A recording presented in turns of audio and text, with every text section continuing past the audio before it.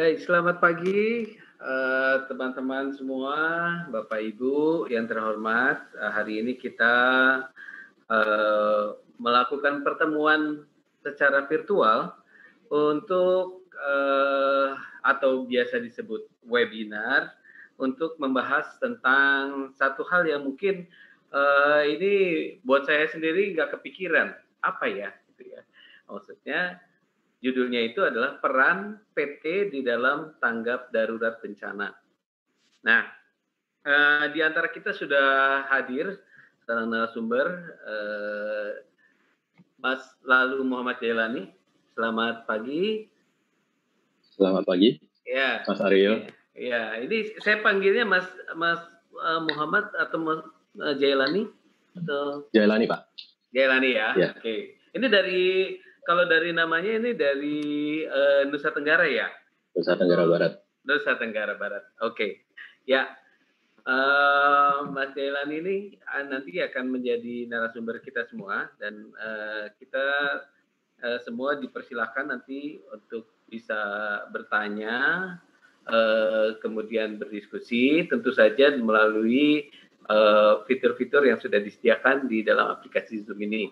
Jadi Bapak Ibu yang berkenan untuk bertanya atau mengomentari, silakan menggunakan fitur chat atau raise hand. Nanti saya kembalikan kepada Mas Jailani apakah mau ditanggapi langsung atau nanti setelah sesi pertanyaan.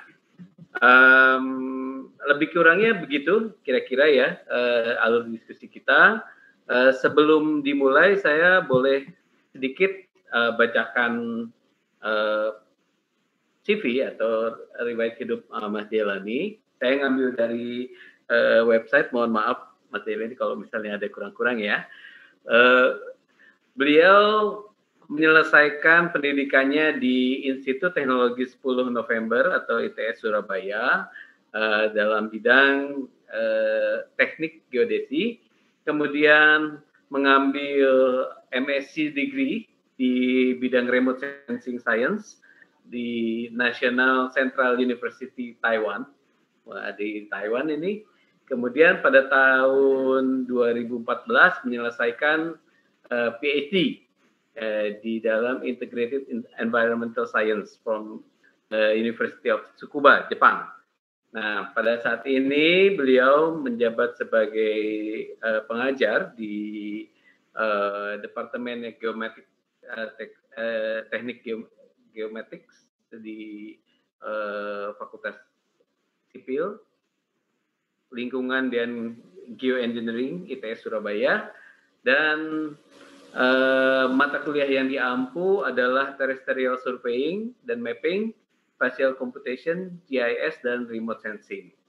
Barangkali demikian sekilas info tentang beliau. Nanti beliau bisa memperkenalkan diri lebih lanjut kalau diinginkan. Baik, kita mulai saja kalau gitu Mas Jailani. Bagaimana? Baik, bisa. Oke, siap.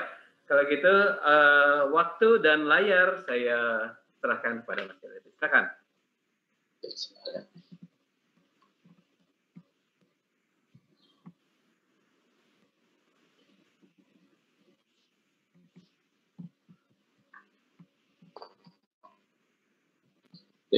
Selamat pagi, Assalamualaikum warahmatullahi wabarakatuh, Bapak Ibu semuanya, dimanapun Bapak Ibu berada saat ini.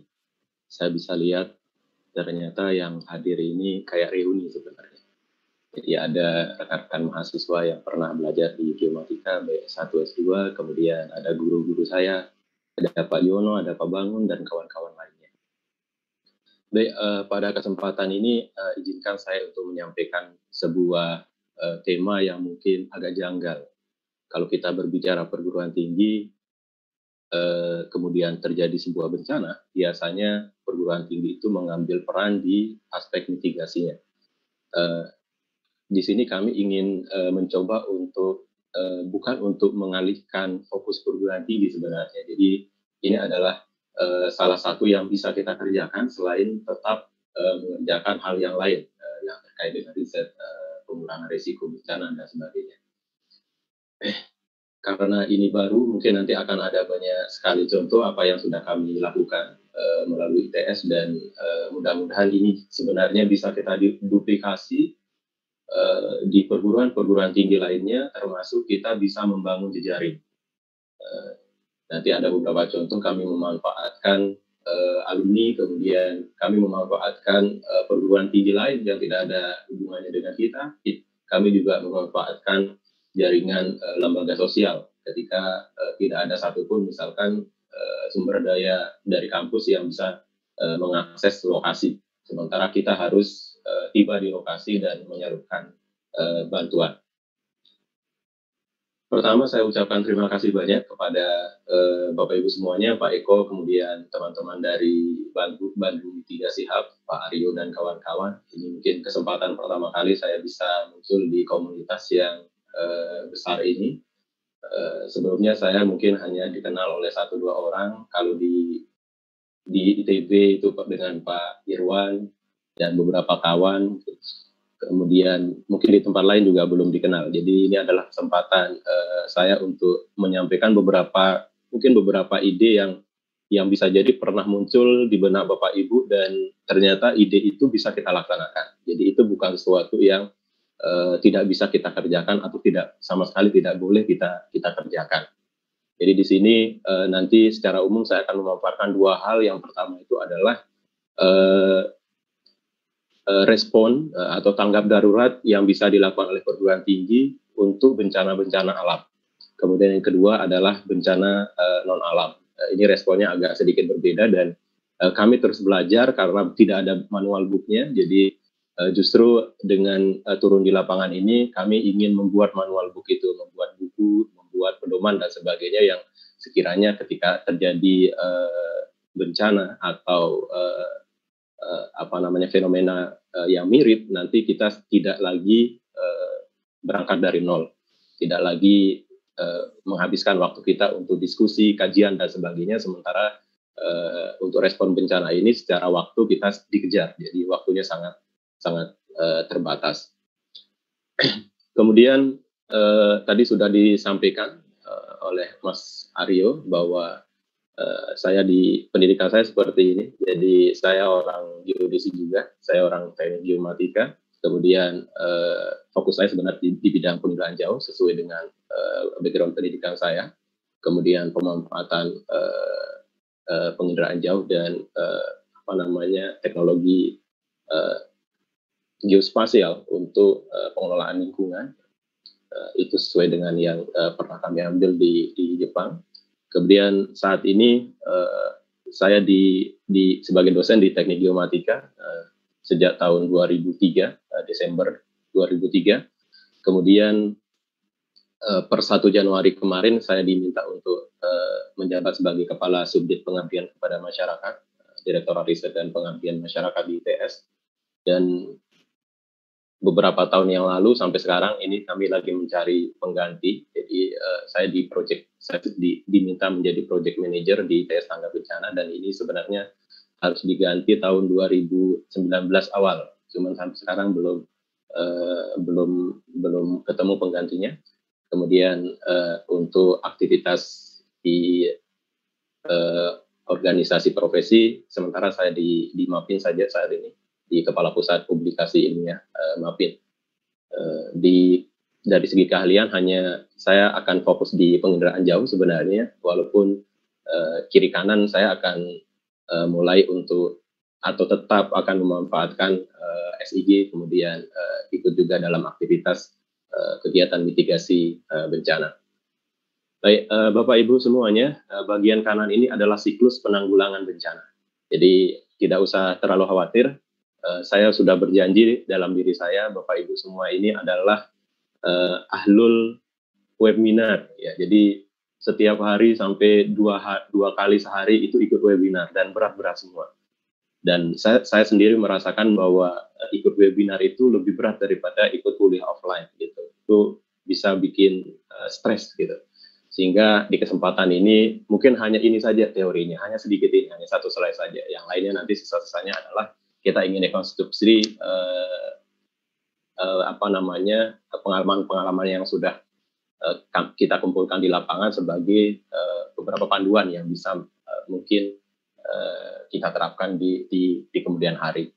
Jadi kalau kita bicara tentang siklus penanggulangan bencana, itu secara umum itu dibagi 4.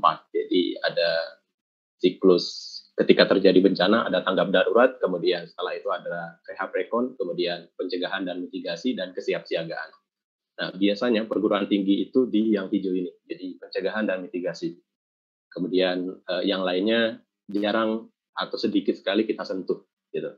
Jadi kayak misalkan sebelumnya saya kepala pusat kebumian, kepala pusat studi kebumian, bencana dan perubahan iklim sampai 2019 akhir, dari tahun 2016, sehingga kami banyak fokus di yang hijau ini sebenarnya. Sehingga ketika misalkan kami mau menyeberang ke yang tanggap darurat, ini banyak sekali rem dari Bapak Ibu kolega di ITS, baik itu teman-teman kita atau bahkan atasan kami yang selalu negur bahwa pusat studi itu tidak didesain untuk aktivitas tanggap bencana atau tanggap darurat. Dia didesain untuk aktivitas pencegahan dan mitigasi. Sehingga waktu itu karena nanti akan ada alasannya kenapa kami terpaksa membelah diri, jadi kita tetap melakukan aktivitas pencegahan dan mitigasi, plus sekaligus tanpa mengurangi itu, kami juga turun di aktivitas tanggap darurat. Jadi di aktivitas tanggap darurat, kalau kita perhatikan, ini adalah sesaat setelah kejadian bencana. Ini Bu Ira juga sangat paham apa dulu yang terjadi ketika misalkan terjadi bencana gempa bumi di Lombok gitu. Jadi ketika sesaat terjadi itu, respon kami sebagai perguruan tinggi itu adalah kita harus riset gitu. Kita harus menemukan sesuatu dan itu adalah dalam frame riset gitu. Dan saya juga turun di saat-saat awal, dan saya turun itu adalah dalam rangka riset. Tidak terpikir sedikit pun bahwa saya turun, kemudian saya bisa membawa gerbong yang sangat besar, gerbong kampus, alumni, dan sebagainya dalam rangka tanggap darurat, itu tidak terpikir sama sekali. Yang terjadi itu adalah saya turun, itu adalah dalam rangka riset gitu. Nah, di aktivitas tanggap bencana ini banyak sekali yang sebenarnya bisa kita lakukan. Ini ada beberapa, ada 6 gitu. Yang 1, 2 ini biasanya ditentukan oleh pemerintah, walaupun kita tetap juga bisa kontribusi. Kemudian yang ketiga, mulai ini sebenarnya siapapun boleh ikut. Jadi perlindungan kelompok rentan dan penanganan korban, kemudian penyelamatan dan evakuasi korban, penyiapan penampungan atau hunian sementara, kemudian penyiapan dan pengaturan pembagian logistik dan bahan makanan. Nah, 3, 4, 5, 6 ini banyak sekali teman-teman lembaga zakat, lembaga sosial, atau lembaga kemanusiaan lain yang membantu pemerintah untuk aktivitas tanggap darurat agar korban segera tertangani dengan cepat, korban tidak kelaparan dan tidak bertambah masyarakat yang mengalami kerugian yang lebih besar. Nah, dengan pemikiran itu, ketika saya menjadi kepala pusat kebencanaan di ITS, itu secara paralel gitu. Ini terjadi setelah kami melakukan aktivitas tanggap darurat sejak Juli. Jadi Juli, Agustus, September, Oktober. Jadi sekitar 3 bulan kami sudah di lapangan. Kemudian ITS beranggapan bahwa aktivitas tanggap darurat ini harus ditangani dengan serius. Karena apa? Karena memang ternyata di lapangan itu kita tidak bisa mengklaster diri sebagai unit atau lembaga yang memang fokus untuk riset gitu. Begitu kita di lapangan, kita akan terbentur dengan banyak hal. Kita akan berbenturan secara psikologis gitu, teman-teman yang riset di lapangan saat itu terjadi bencana, itu mereka mengalami goncangan kejiwaan. Jadi bahwa apa yang dilakukan gitu, riset yang dilakukan di lapangan, sementara di depannya itu ada orang kelaparan, ada orang tidak punya air, ada orang yang tidur di tenda terpal dan sebagainya. Ini sebenarnya membangkitkan perasaan bahwa ada hal lain yang harus kita lakukan secara cepat dan tanpa mengurangi aspek riset yang tadi. Sehingga pada 2 Oktober 2018 ITS memberikan lampu hijau melakukan penguatan kelembagaan untuk membantu mengurangi beban masyarakat yang menjadi korban bencana. Dan saat itu muncullah ITS Tanggap Bencana, dan saya sebenarnya diminta untuk menjadi project manager ITS Tanggap Bencana itu sampai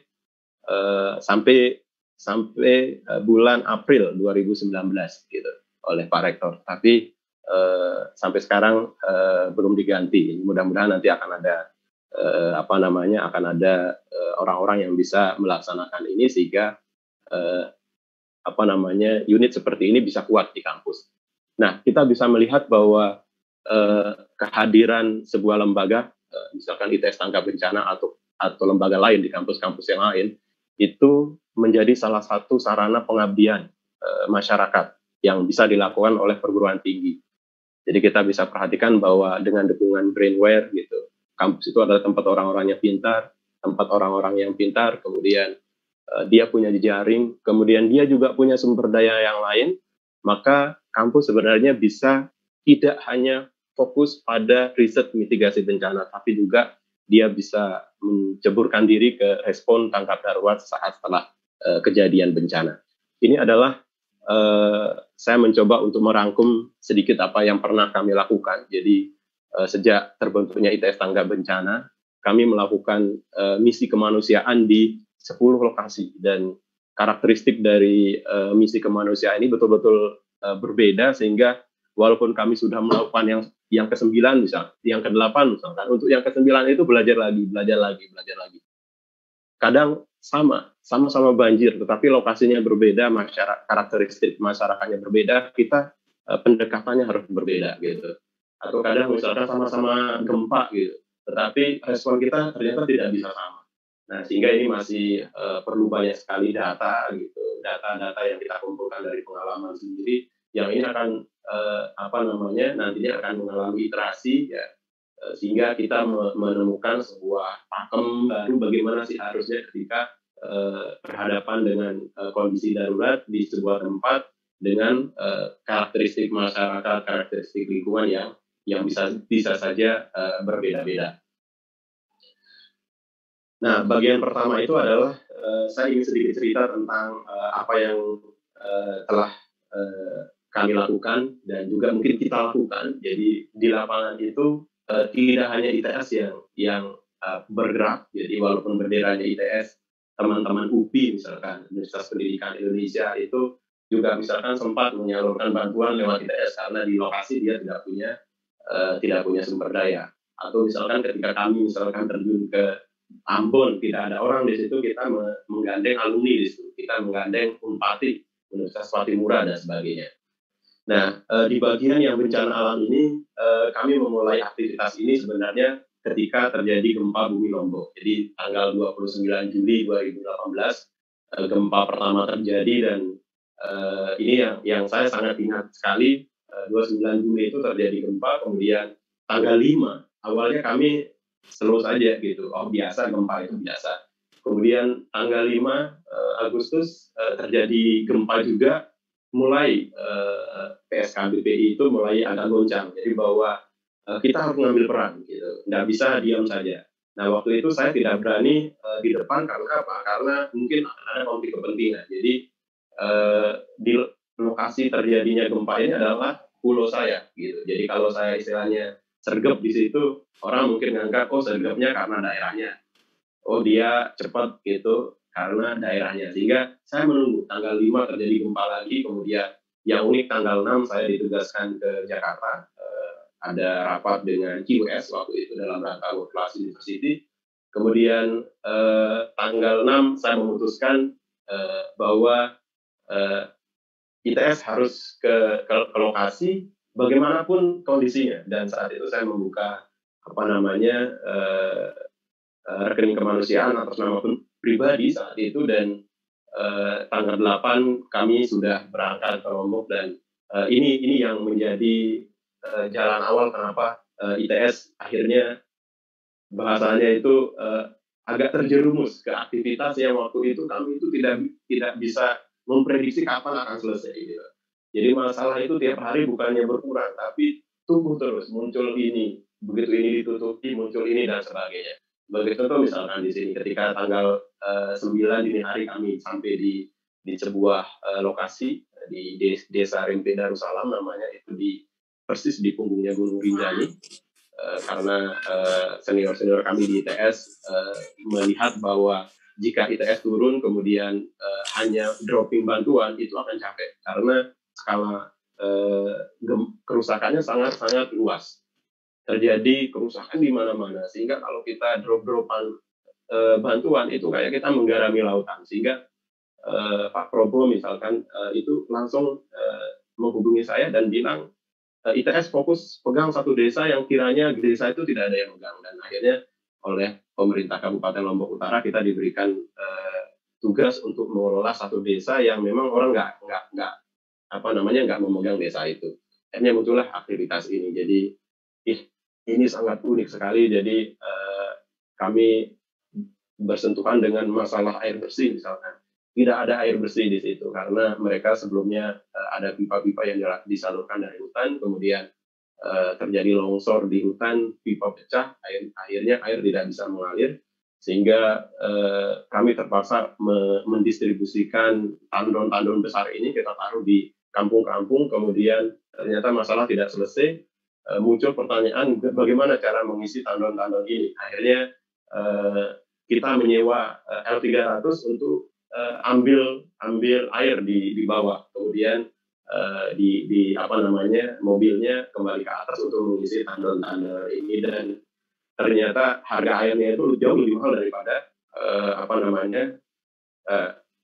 jauh lebih mahal daripada bahan bakar yang kita keluarkan.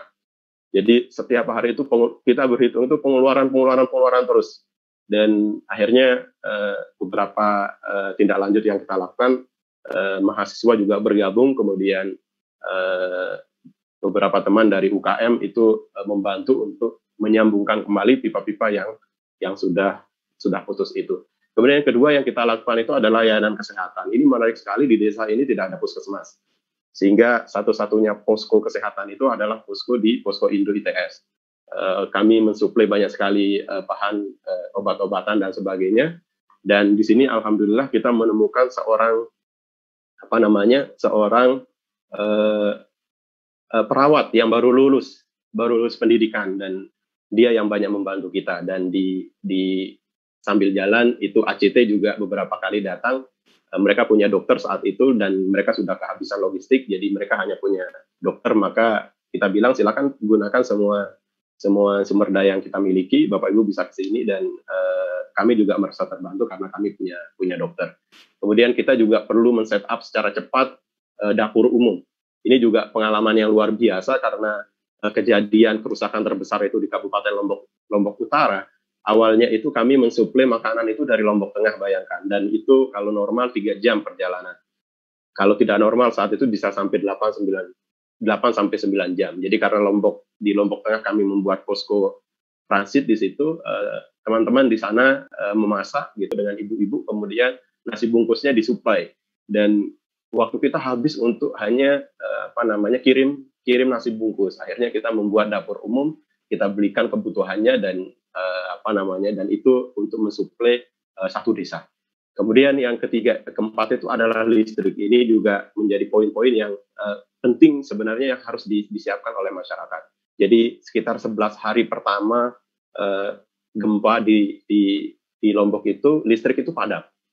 Jadi bisa dibayangkan, begitu listrik padam banyak sekali masalah yang terjadi. Jadi kami misalkan membawa sanyo, air itu, nggak ada listriknya, ya udah nggak bisa. Kemudian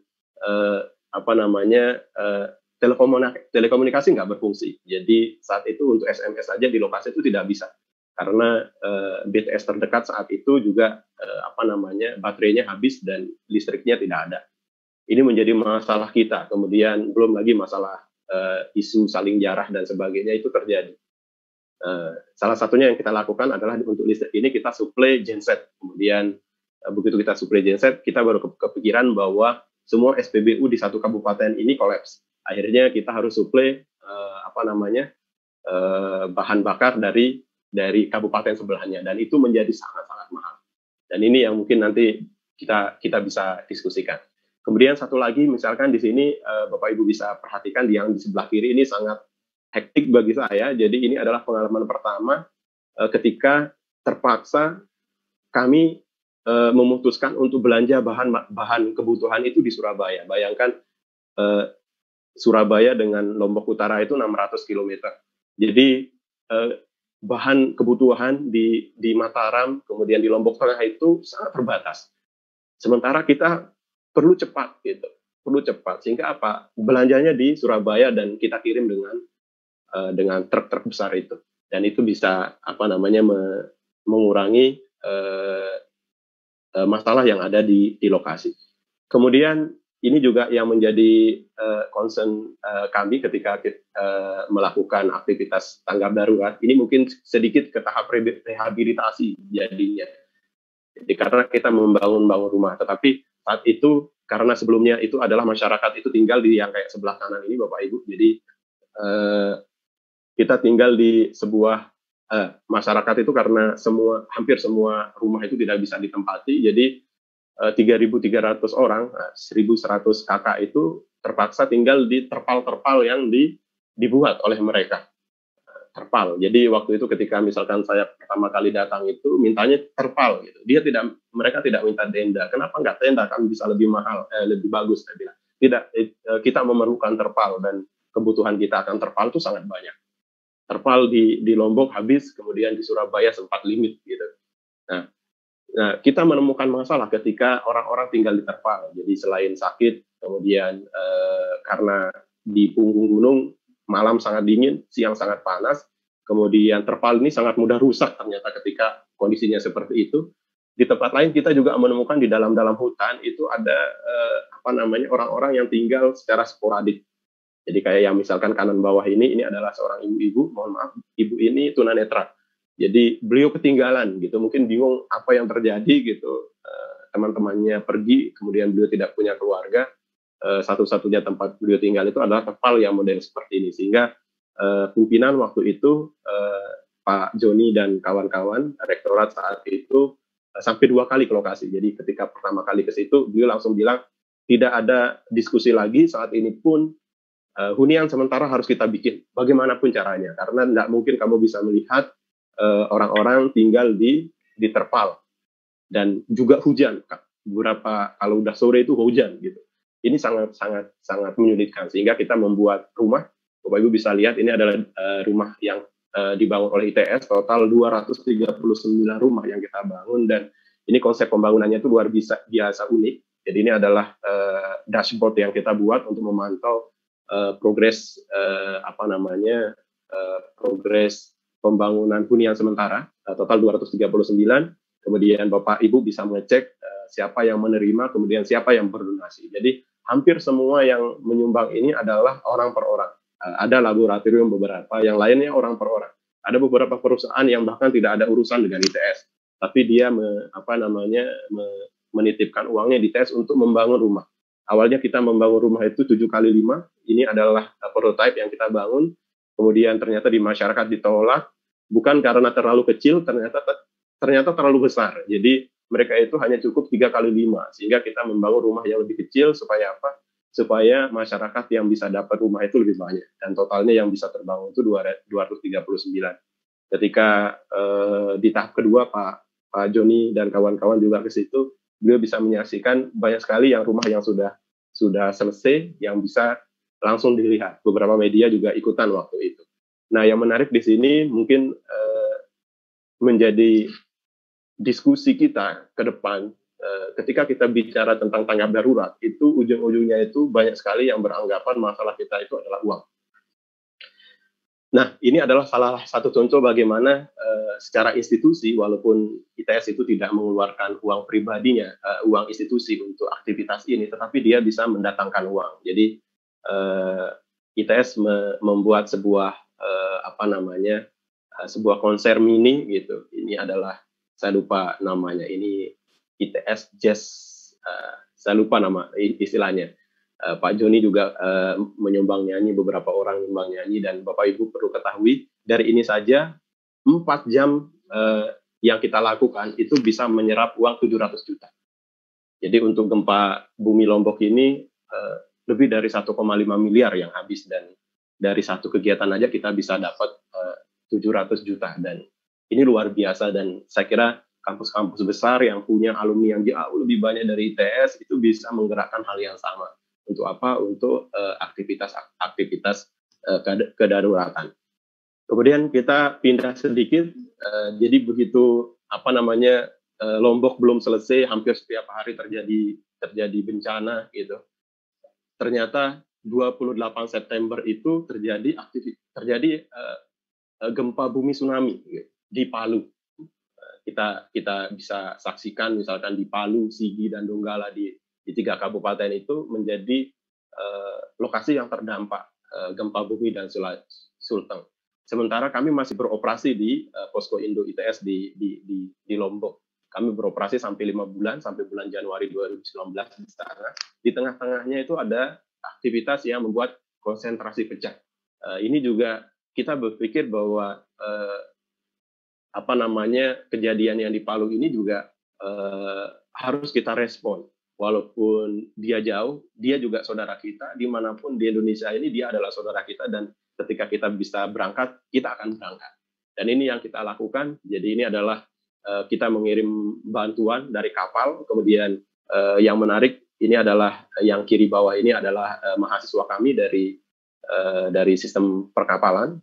Kita mengirim, yang kita benar-benar kami kirim dari ITS itu hanya 2 orang mahasiswa. Dia menjadi pioner untuk masuk. Dan untuk masuk itu dia ikut kapal dan perlu perjalanan 55 jam. Dia men-set up posko di situ, kemudian hanya 1 minggu kemudian kita tarik lagi ke ITS. Karena kami tidak berani kalau dia terlalu lama di situ. Begitu dia balik, teman-teman alumni kami, alumni ITS yang sebagian besar menjadi dosen di Universitas Tadulako mengambil alih peran itu. Jadi ini adalah wajah-wajah alumni ITS yang ikut merunning program itu, sehingga ITS cukup dari Surabaya itu cukup mendesain programnya gitu. Kayak misalkan kalau kita bikin Huntara seperti apa, bagaimana cara mendistribusikannya dan sebagainya, mendistribusikan bantuan kemanusiaan dan sebagainya, itu kita desain di kampus.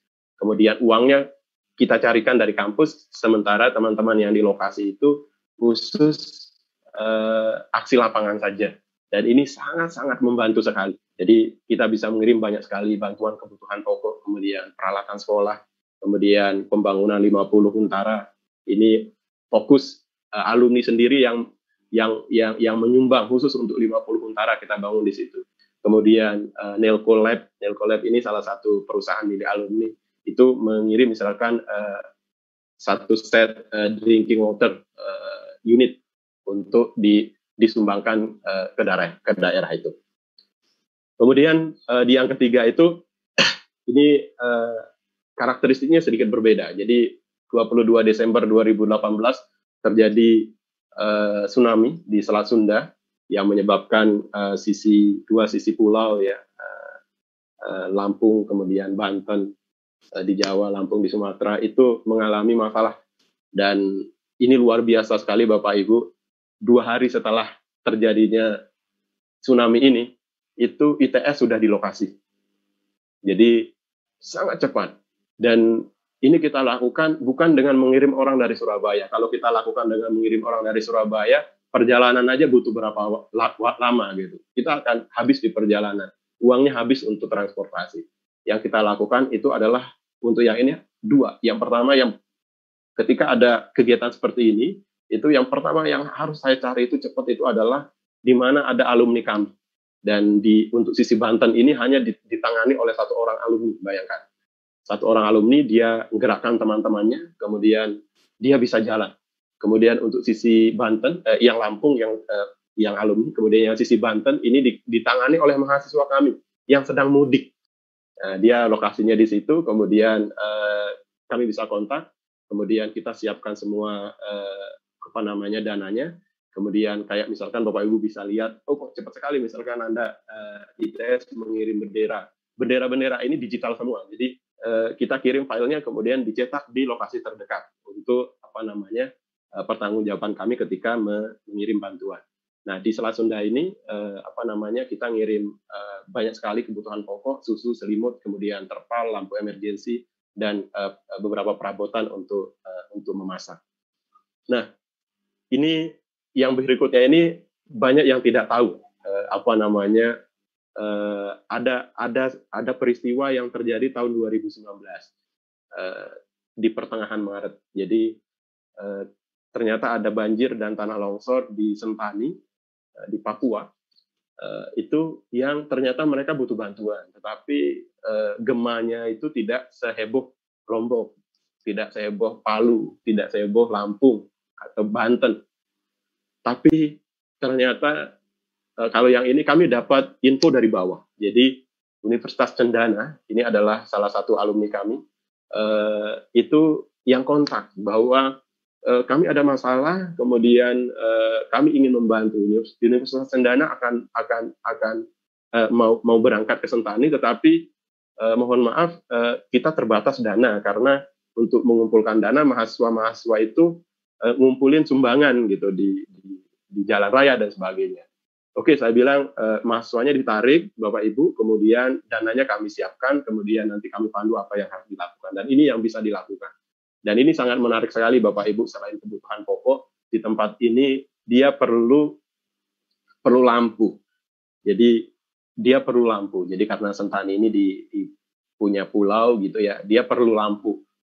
Punya pulau di situ beberapa punya danau. Di beberapa danau di danau itu ada beberapa pulau-pulau kecil di situ yang tidak ada akses lampu, dan kita juga dengan akses ke salah satu perusahaan milik alumni juga kita minta untuk segera dikirimkan lampu-lampu emergensi, dan ini juga bisa kita lakukan. Kemudian yang berikutnya itu adalah di tanggal 14 Juli 2019 itu terjadi gempa lagi. Dan kejadiannya ini di Halmahera Selatan. Nah, ini juga bagi saya sangat-sangat berkesan gitu. Hampir saja saya harus berangkat yang ini. Tetapi setelah kami kumpulkan data dan sebagainya, akhirnya saya berkesimpulan kalau saya berangkat justru saya akan menjadi masalah bagi tim yang akan di situ. Sehingga kita menggandeng BMH, Baitul Mal Hidayatullah. Awalnya yang kita gandeng itu adalah tim SAR-nya dia. Jadi karena lokasi aktivitas kita ini adalah di desa, di pulau-pulau kecil di Halmahera Selatan. Dan ini mohon maaf kalau kita perhatikan gitu, kalau kita ke sana gitu, pesawat hanya sampai Ternate. Kemudian dari Ternate ke Pulau Bacan itu 8 jam menggunakan kapal seperti ini, kapal kayu. Kemudian dari Pulau Bacan ke lokasi itu perlu waktu 7 jam menggunakan perahu kecil juga. Kemudian dari lokasi ke pulau sebelahnya yang kecil-kecil tadi itu perlu 2 jam paling cepat. Dan saya bilang, wah ini habis di jalan dan saya akan merepotkan tim. Begitu misalkan saya berangkat, akhirnya kita serahkan ke BMH, kemudian kita memberikan uang untuk dibelikan 3 ton beras dan 100 box susu di Ternate. Kemudian kita juga kebetulan ini mungkin juga nanti akan muncul. Jadi banyak sekali dosen-dosen ITS itu yang sudah terbiasa korban di lokasi bencana.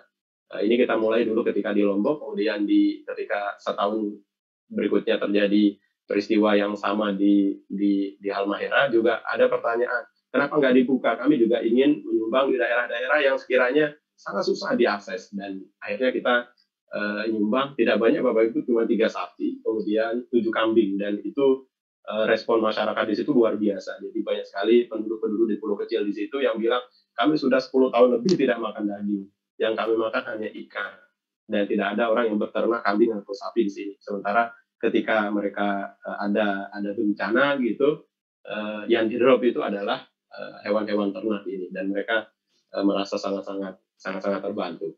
Kemudian 26 September, ini ada Mbak Resti, saya lihat di Zoom tadi, beliau juga membantu kami. Ketika 26 September 2019 terjadi peristiwa yang mirip, ada gempa di Ambon, kemudian gempanya juga gede, 6,5 skala Richter, gitu, tanggal 26 September, kita juga melakukan hal yang sama. Jadi, kalau di Ambon, infrastruktur kita infrastruktur ITS itu lumayan bagus. Jadi beberapa pejabat di Unpad itu adalah alumni ITS, kemudian kita juga punya alumni yang lumayan banyak di situ, sehingga kita bisa manfaatkan jejaring yang ada di sana, dan cukup orang yang berada di sana saja yang menyalurkan kebutuhan, dan itu bisa kita lakukan. Kami secara resmi bekerja sama dengan Fakultas Teknik Universitas Patimura saat itu. Kemudian yang ini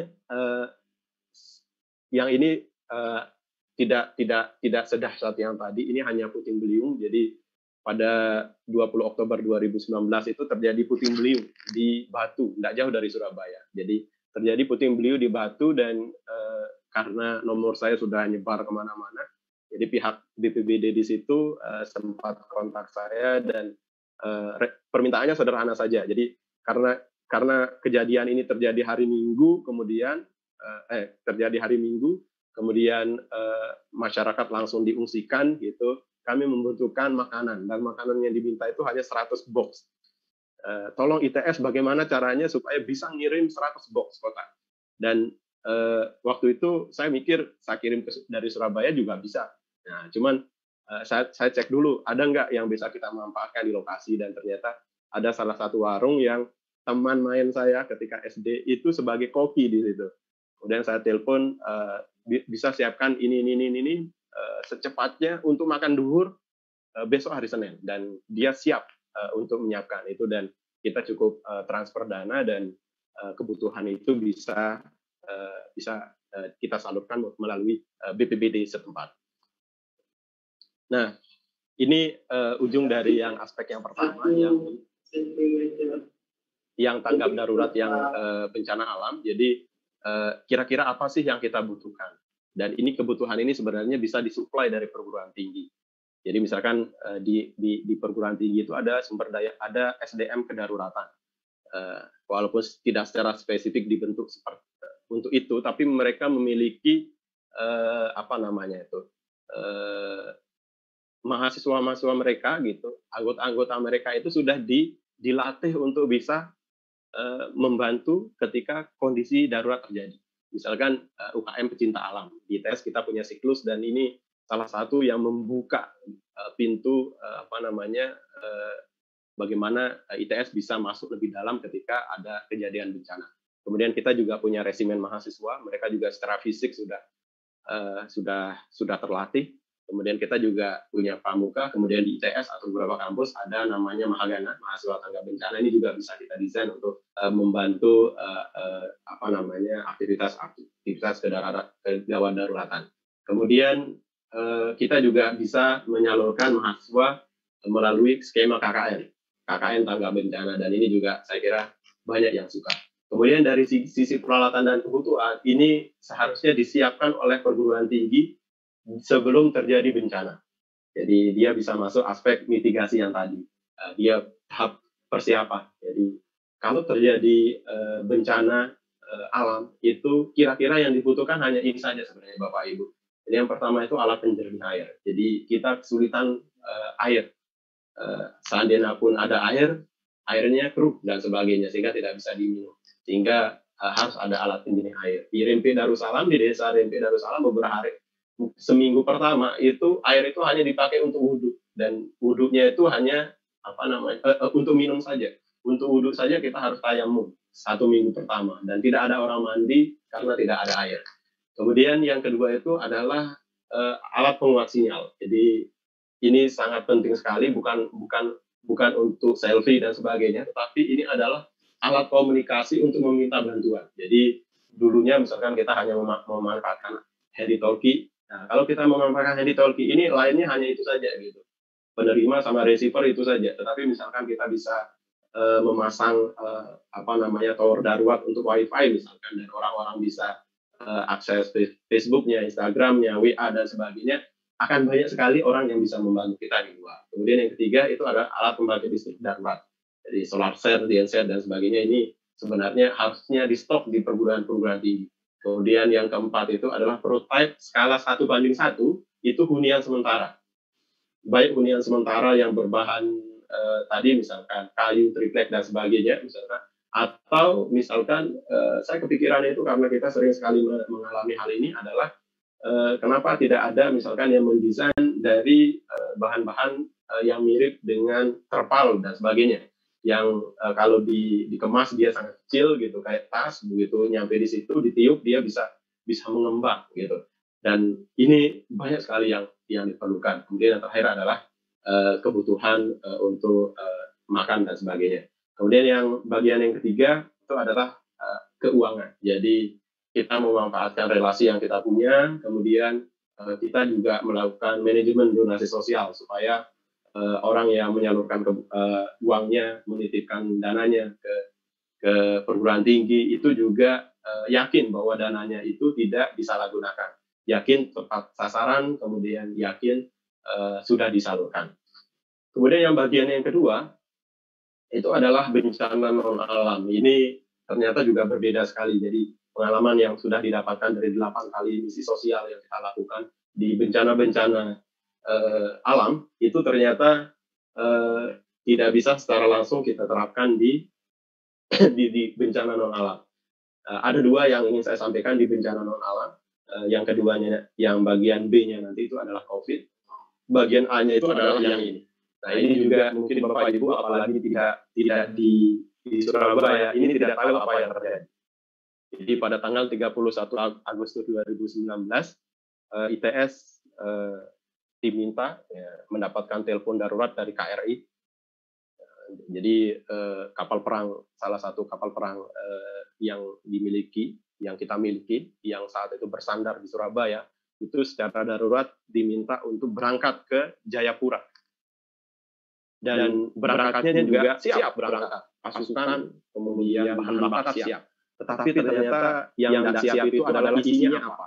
Karena ternyata ini di beberapa spot waktu itu ekonomi lumpuh karena memang ada di beberapa tempat ada sedikit kendaraan yang mengakibatkan ekonomi lumpuh, sehingga Jawa Timur itu beranggapan bahwa Jawa Timur itu harus segera mengambil peran, harus mengirim bantuan saat itu juga gitu. Dan dari situ dari hanya satu malam saja beberapa kampus di sini misalkan Universitas Bung Tomo, kemudian ITS Surabaya, kemudian lembaga sosial lainnya misalkan Nahdlatul Ulama, kemudian Lembaga Dakwah Islam Indonesia, kemudian beberapa SKPD di bawah Provinsi Jawa Timur itu bisa mengumpulkan bahan bantuan untuk menuhin satu kapal itu. Dan ITS saat itu permintaan dari KRI itu tidak banyak, jadi ITS cukup ngirim satu box saja. Yang ini yang kita kirim, yang kiri sebelah atas ini adalah mobil boxnya Sakinah. Mobil boxnya Sakinah. Jadi mobil box Sakinah kita pinjam, kemudian kita isi bahan makanan, kemudian malam itu jam 10 harus masuk KRI karena dia harus segera berangkat, dan kita bisa melakukan itu. Kemudian terkait dengan COVID ini yang banyak sekali yang kita pelajari saat ini, dan ini harus segera diduplikat oleh kampus-kampus yang lain. Karena apa? Karena ini masih terjadi sampai saat ini.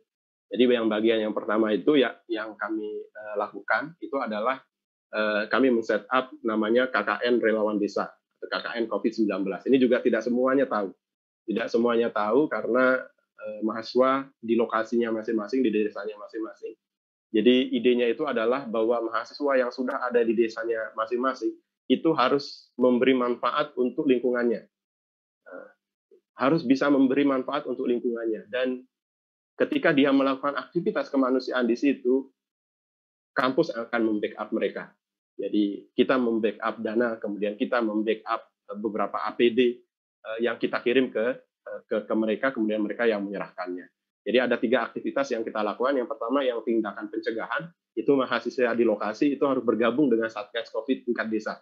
Kemudian yang kedua itu tindakan penanganan. Jadi mahasiswa harus bergabung dengan puskesmas atau layanan kesehatan di desa. Untuk apa? Untuk mendata dan mencarikan kebutuhan APD. Ini adalah contoh-contohnya. Ini adalah kita mengirimkan baju hazmat suit produksi dari mahasiswa ITS juga. Kemudian dikirimkan ke puskesmas atau layanan kesehatan.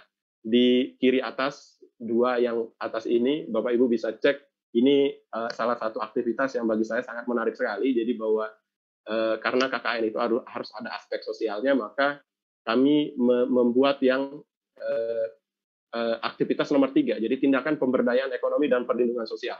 Jadi untuk yang perlindungan sosial, mahasiswa itu ditugaskan untuk mencari 2 orang paling tidak mampu, paling miskin di desanya masing-masing.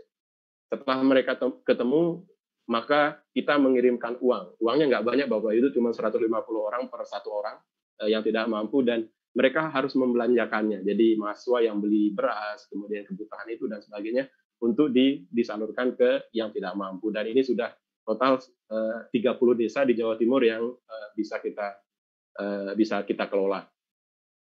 Nah, kemudian yang bagian yang 3 ini ada aspek pemberdayaan ekonomi. Jadi karena COVID ini bukan hanya wabah yang terkait dengan medis, tapi dia juga terkait dengan ekonomi dan aspek sosial, maka beberapa mahasiswa kami itu menemukan masalah di lapangan. Bapak, ada masalah di lapangan di tempat saya, misalkan ini kawan kita yang kanan paling bawah ini adalah menemukan di Bondowoso itu beberapa UKM jahit gitu, tukang jahit itu nggak ada pesanan. Padahal waktu itu kasus COVID di tempat mereka itu hampir tidak ada gitu. Tapi gara-gara info macam-macam ya di tempat lain, itu pesanan mereka yang biasanya untuk bulan puasa dan sebagainya banyak gitu, itu kosong. Akhirnya apa? Oke, karena ITS perlu hazmat suite, kita harus cepat riset dalam jangka waktu yang tidak terlalu panjang, bagaimana caranya kita memproduksi hazmat suite. Kemudian UKM yang ada di situ akan kita libatkan. Dan alhamdulillah Bapak Ibu, untuk yang hazmat suite ini kita produksinya di pusatnya itu di Bondowoso, kemudian kita juga di Solo ada, kemudian satunya di Kebumen, satunya di Tangerang. Jadi ada 4 lokasi untuk produksi itu. Kita juga yang nomor 2 dari kanan ini itu ada kita membuat masker. Ini sudah total 7.700 masker yang kami buat, kemudian kami distribusikan untuk masyarakat.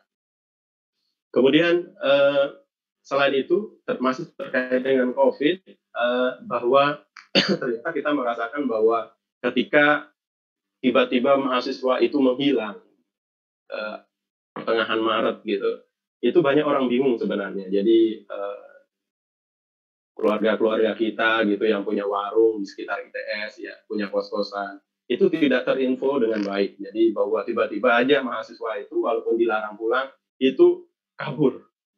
Sampai disurvei minggu pertama kami setelah terjadi peristiwa ini, itu hanya total 74% itu mahasiswa udah di luar kampus. Artinya mereka pulang dengan tergesa-gesa, tanpa banyak koordinasi, tanpa banyak ngomong gitu. Dan ini efeknya itu di masyarakat. Itu banyak orang bingung. Udah buka warung, nggak ada mahasiswanya tiba-tiba pamit. Ditanya ada apa, nggak semuanya jawab. Dijawab juga nggak semuanya ngerti. Karena COVID waktu itu juga masih asing ketika pada saat bulan Maret itu. Dan akhirnya kita mikir bahwa desa 3 kelurahan yang di samping-samping TS ini kan tidak semuanya orang mampu. Jadi mereka adalah banyak dari mereka yang mengandalkan mengandalkan ekonominya dari pendapatan harian, dan sangat-sangat terganggu dengan kejadian misalkan PSBB di Surabaya, Gresik, dan Sidoarjo, sehingga kita cepat men-setup, kita harus segera melakukan bakti sosial di 3 kelurahan sekitar ITS, dan ini luar biasa. Hanya dalam waktu 6 hari kita setup, kita ngemasi sendiri Bapak Ibu. Jadi banyak bantuan yang datangnya, ada yang bentuknya uang, yang lainnya itu adalah barang-barang curah. Jadi 5 ton beras itu masih karung-karung besar, kemudian 1 ton gula itu masih karung-karung, dan kami hanya dalam waktu 6 hari itu harus mengemas itu, dan ini bisa kita lakukan. Dan ini saya kira juga sedikit banyak bisa membantu masyarakat di sekitar kampus. Nah, dari sisi inovasi kita juga tidak diam. Jadi walaupun kalau kita lihat yang tadi itu kok bahasanya teman-teman itu kalau kita lakukan pengabdian masyarakat itu kok nggak ada sisi teknologinya misalnya. Jadi apa yang kita lakukan bisa dilakukan oleh orang lain gitu. Kenapa misalkan kita yang istilahnya kampus teknik ini juga tidak menyisipkan aspek-aspek teknologi dalam operasi-operasi kemanusiaan kita. Oke, ini juga kita lakukan. Jadi kita membentuk tim-tim yang bergerak terpisah gitu, tapi dalam satu koordinasi. Jadi misalkan tim ini khusus membuat hand sanitizer. Jadi waktu itu hanya botol-botol kecil 120 ml, kemudian karena kebutuhan puskesmas, rumah sakit, jadi RSUD, Dr. Sutomo, kemudian RSUA, UNER dan sebagainya itu, dan beberapa RSUD sampai di Jawa Tengah itu membutuhkan hand sanitizer, dan kita memproduksi itu, dan total sampai 4.500 liter yang sudah kita distribusikan. Ini berikutnya adalah teman-teman dari desain produk industri itu juga membuat face shield. Nah, waktu itu ketika mereka promosi ke saya gitu, menghubungi saya, kita butuh ini Pak. Itu saya ketawa, ini buat apa Pak? Saya nggak tahu bahwa ini penting. Saat itu satu-satunya yang saya tahu adalah produk ini dipakai oleh dokter gigi. Terus kita sebentar lagi semua orang akan butuh ini. Oke, akhirnya kita bikin ini, kemudian kita sulap ruang kelas menjadi pabrik, dan sekarang sudah 145.000 unit yang sudah didistribusikan di 25 provinsi.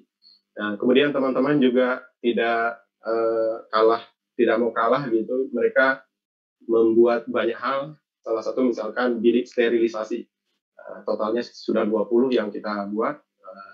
10-nya itu adalah yang menggunakan cairan desinfektan, kemudian yang 10-nya itu adalah menggunakan injeksi gas ozon. Kemudian yang ini yang banyak sekali beritanya, jadi robot Raisa, ini pesanan sudah sangat banyak sekali Bapak Ibu. Jadi ada 2 tipe yang dibuat di kampus, jadi untuk yang ICU dan disinfeksi ruangan. Kemudian teman-teman dari fisika juga membuat seperti ini. Ini Pak Endarko, jadi membuat ceiling LED 405 nanometer untuk ruang isolasi. Kemudian ini dari tim yang face shield juga tidak mau ketinggalan, dia ingin membuat bilik swab. Ini sudah 2 unit kita kirim. Kemudian ada juga robot untuk sterilisasi dengan UVC. Itu namanya Violeta. Ini juga beberapa sudah difungsikan, termasuk di medical center yang dimiliki oleh ITS. Kemudian yang ini yang paling panjang perjalanannya dan sampai sekarang belum produksi karena tahap ujinya sangat panjang. Jadi sekarang masih uji klinis. Jadi sudah lolos uji BPFK, kemudian sekarang lagi uji klinis, belum bisa diproduksi secara massal. Nah, kemudian yang ini yang bagian yang kecil-kecil tadi Bapak Ibu, ini adalah ide mahasiswa. Kita sudah punya 1.140 per 1 Juni hazmat suit yang sudah kita sebarkan. Kemudian 7.700 masker yang juga sudah kita sebarkan.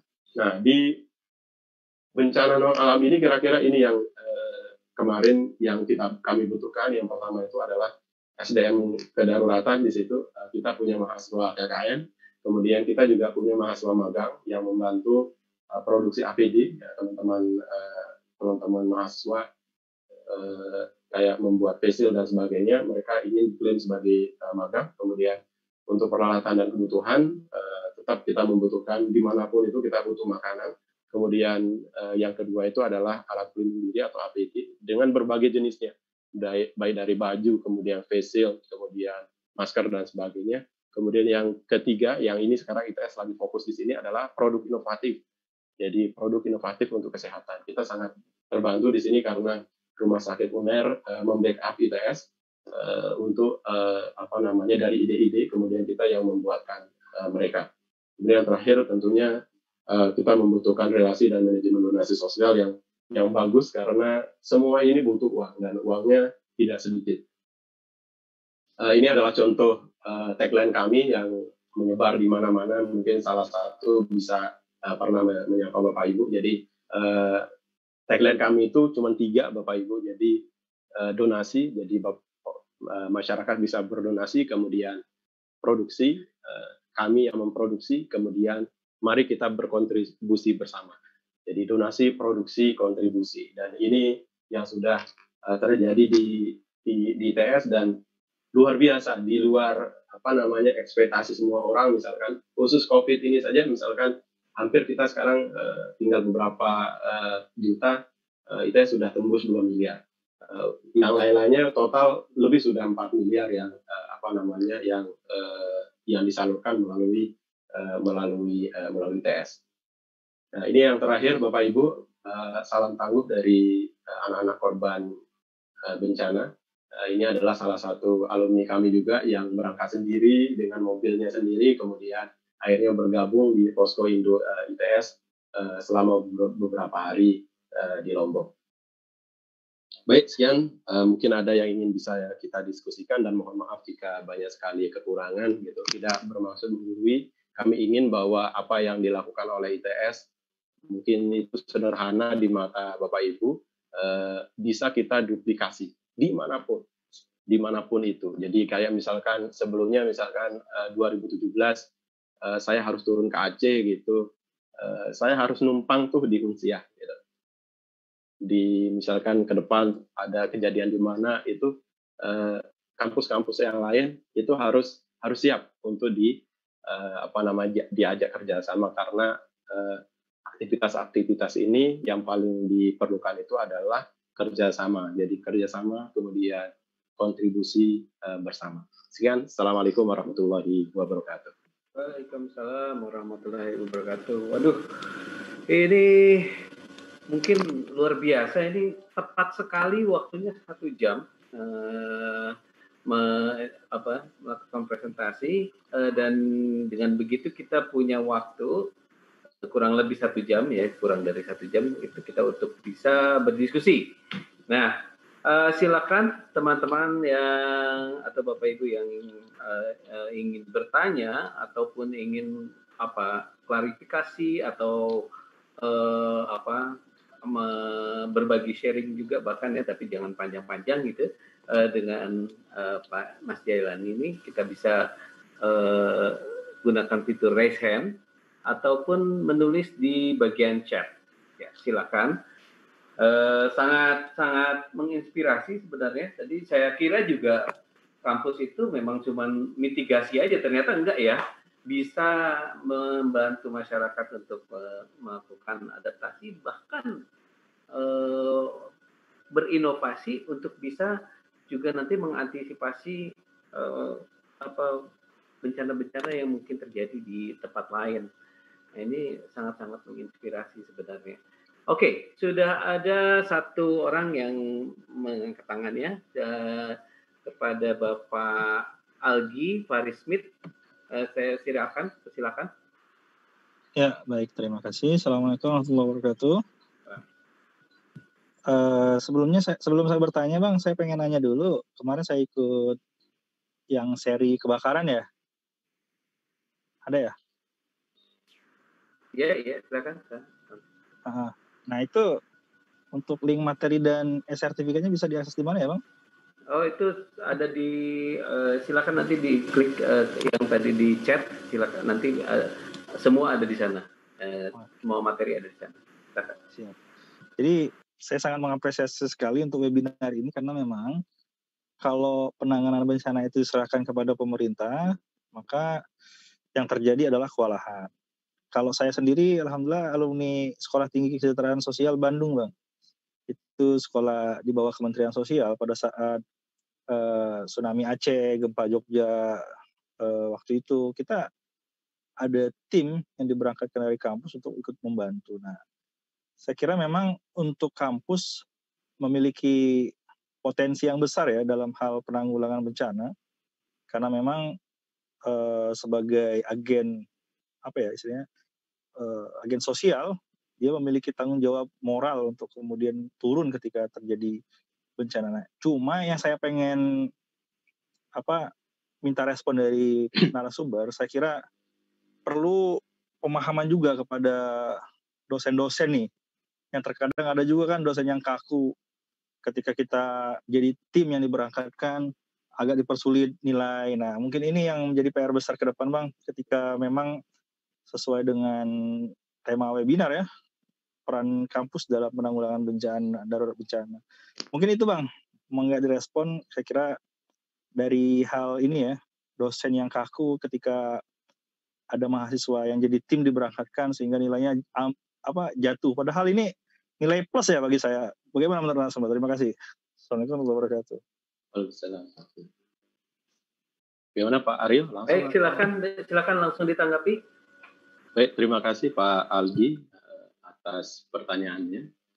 Jadi bahwa aktivitas-aktivitas yang dilakukan oleh kampus ini sebenarnya kalau kita perhatikan ini adalah platform pembelajaran sosial. Jadi sebelum COVID orang-orang banyak sekali mendengungkan dua hal. Yang pertama itu adalah revolusi industri 4.0. Kemudian yang kedua itu adalah saya lupa istilahnya, mirip dengan revolusi industri yang sudah dilakukan di Jepang. Jadi dia sudah sekarang 5.0. Tapi intinya itu sama. Kalau kita hanya sekedar fokus ke revolusi industri 4.0, manusia-manusia kita gitu, manusia yang dihasilkan oleh kampus ini akan menjadi robot-robot. Dia akan kehilangan sisi sosialnya, empatinya akan hilang. Dia akan menjadi pintar tetapi sangat riskan dari sisi kemanusiaannya. Kemudian makanya di Jepang itu dia sudah sistem pendidikan 5.0-nya itu dia sudah memasukkan aspek yang tadi harus ada karena ini adalah kesempatan terakhir untuk mewarnai mahasiswa, itu harus ada kesempatan yang diambil oleh kampus untuk memberikan materi-materi pembelajaran sosial ini. Nah, yang masalah itu adalah bahwa kata-kata yang enak didengar tadi ya, empati dan sebagainya, itu ternyata tidak bisa diajarkan. Nggak bisa diajarkan. Dia hanya bisa dicontohkan. Nah, ini Pak Yono, ini pakarnya. Jadi guru saya, jadi dia hanya bisa dicontohkan. Dan tidak semua orang bisa menjadi contoh. Kalau sekedar menjadi contoh, gampang. Tetapi yang susah itu adalah menjadi contoh yang terus-menerus. Jadi tidak hanya misalkan satu hari dia baik, kemudian sisanya tidak baik, itu bisa tidak masuk materinya. Tapi dia harus menjadi contoh yang terus-menerus. Sehingga dengan waktu yang sedikit ini, kampus harus mencari platform pembelajaran sosial yang sekiranya bisa kita masuki dan tidak perlu waktu yang lama, tidak perlu waktu lama. Dan itu adalah aktivitas-aktivitas sosial yang ini. Jadi kalau yang masa-masa normal, misalkan kita bisa KKN, kita bikin kirim mahasiswa untuk KKN. Di TS sekarang sudah muncul KKN. Jadi 2019 baru diinisiasi dan 2020 ini baru secara resmi. Kebetulan pengelolaan KKN di bawah kantor saya di Direktorat Riset dan Pengabdian Masyarakat. Kita melihat bahwa kejadian-kejadian tadi misalkan bertemu dengan orang susah, bertemu dengan orang yang sedang misalkan terkena bencana dan sebagainya. Ini adalah cara-cara cepat untuk mendidik diri, untuk bisa menjadi pribadi yang empatik dan sebagainya. Dan ini sudah kita uji coba, walaupun waktu itu belum ada namanya KKN. Jadi di Lombok itu kami mengirim 10 angkatan, Mas Aryo. Jadi kita ngirim 10 angkatan, kita terbangkan dengan pesawat untuk secara bergiliran tinggal di posko induk selama 1 minggu. Kemudian ditarik. Jadi berangkat, kemudian yang angkatan pertama pulang di bandara di Lombok ketemu dengan angkatan kedua, begitu seterusnya. Supaya apa? Supaya masyarakat yang ditinggalkan ini punya teman. Jadi mereka bukan di masa-masa setelah 5 bulan itu ternyata yang mereka rasakan itu adalah mereka perlu teman gitu, dan teman yang dari luar. Jadi ada orang luar yang ada di daerah mereka itu mereka merasa terbantu. Ada yang kadang mahasiswa kami itu ditarik kemudian istilahnya diceramahi gitu oleh penduduk. Hanya untuk apa? Dia ingin curhat. Oke, enggak apa-apa. Saya bilang ini ada untuk curhat. Begitu dia selesai ngomong nggak jelas gitu, lega dia, dan ini ternyata menyelesaikan masalah tanpa perlu diselesaikan gitu secara sengaja, dan dia bisa melakukan itu. Nah, di ITS sekarang itu dengan adanya KKN, kemudian ada konsep dari Pak Menteri tentang kampus merdeka.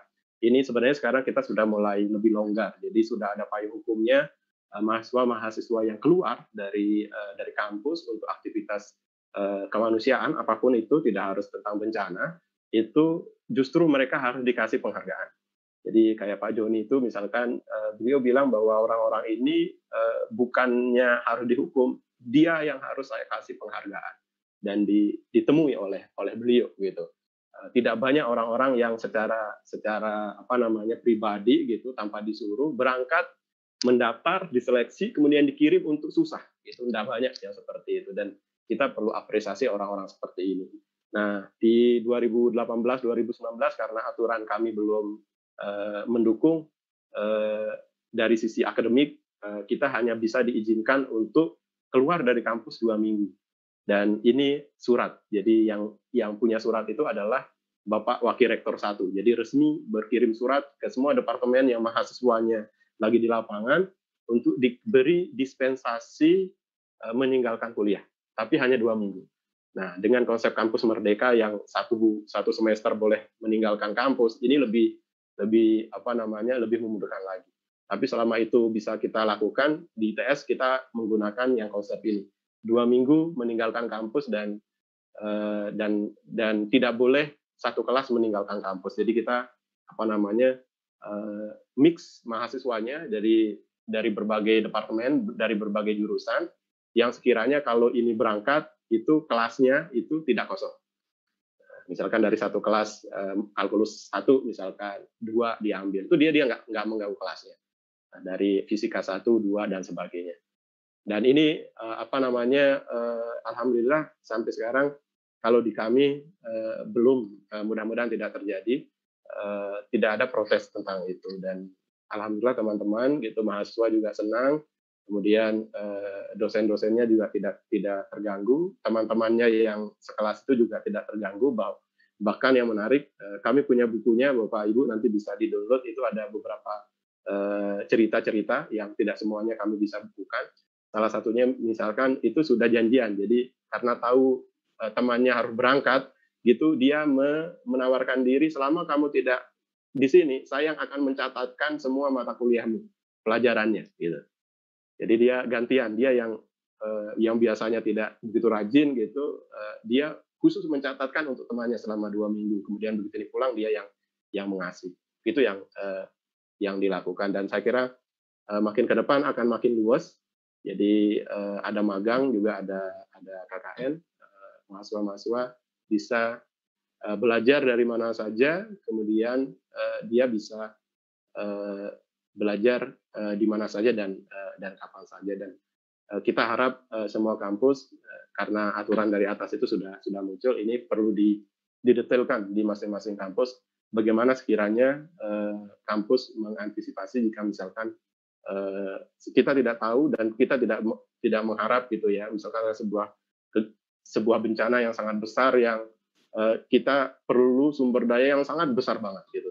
Seperti misalkan 2004 gitu, ITS itu walaupun belum ada ITS tangga bencana, saat itu saya masih dosen baru sekali di bawahnya Pak Yuwono, itu ITS itu ngirim banyak sekali mahasiswa yang menyebabkan kelasnya tutup. Karena apa? Karena kita sekali berangkat gitu, 2 KRI misalkan dari apa namanya Armatim berangkat dan itu diisi oleh mahasiswa ITS.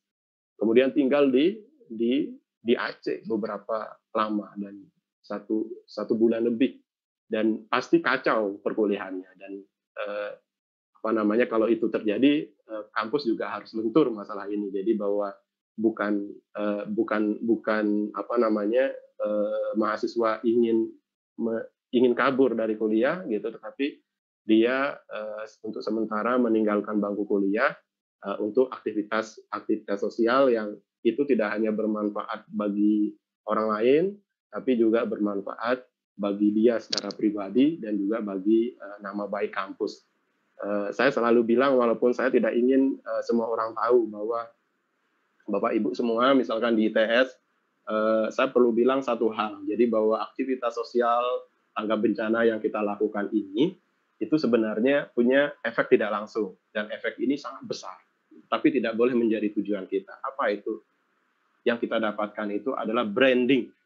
Jadi ini adalah ajang promosi kampus gila-gilaan, besar-besaran, tanpa modal banyak gitu. Jadi kayak misalkan Pak Joni 2 kali ke sana itu dia disuguhi oleh 2 pemandangan yang bagi beliau itu sangat membuat terenyuh gitu. Jadi masyarakat di situ sampai bilang, Pak, jika Bapak berkenan, nama desa kami itu silahkan diganti namanya dan ada ITS di dalamnya.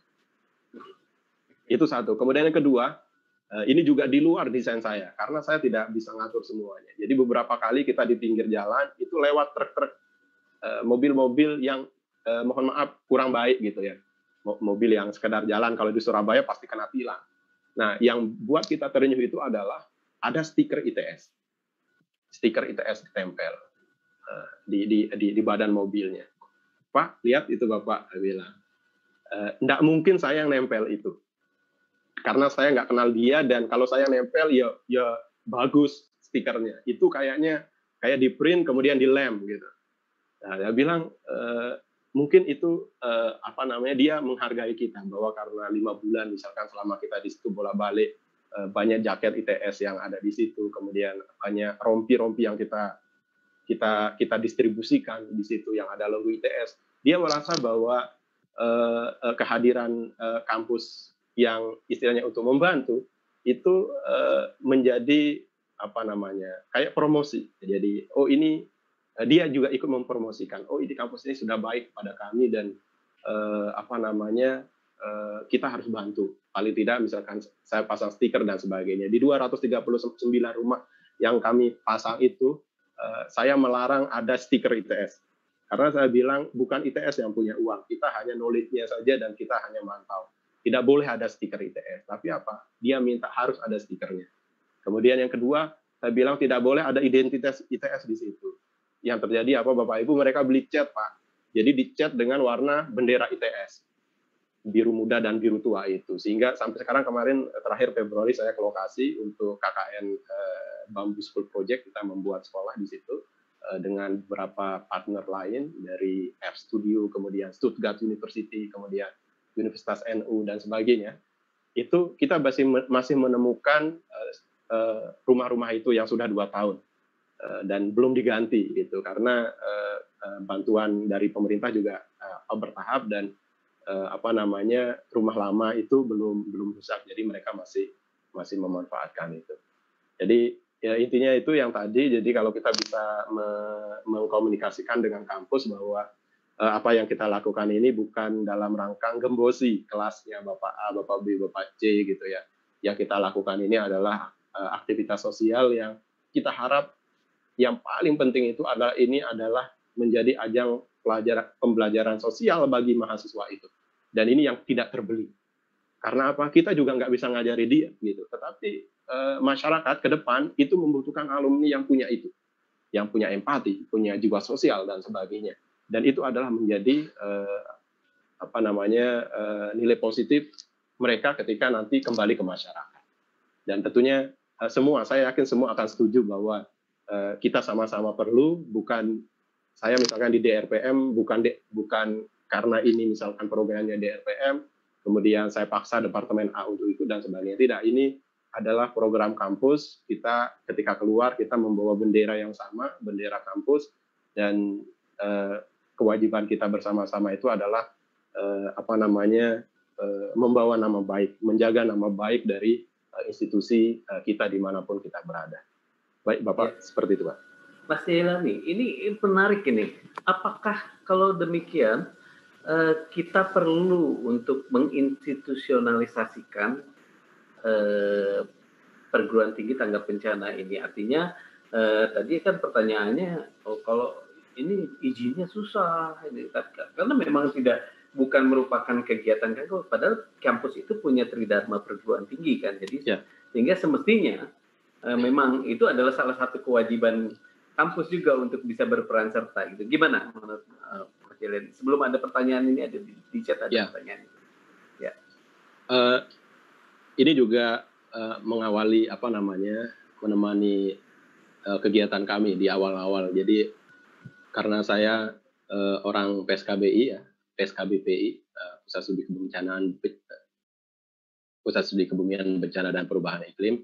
Jadi aktivitas-aktivitas awal saya itu adalah dalam rangka supporting atau menjalankan tupoksi dari pusat studi itu.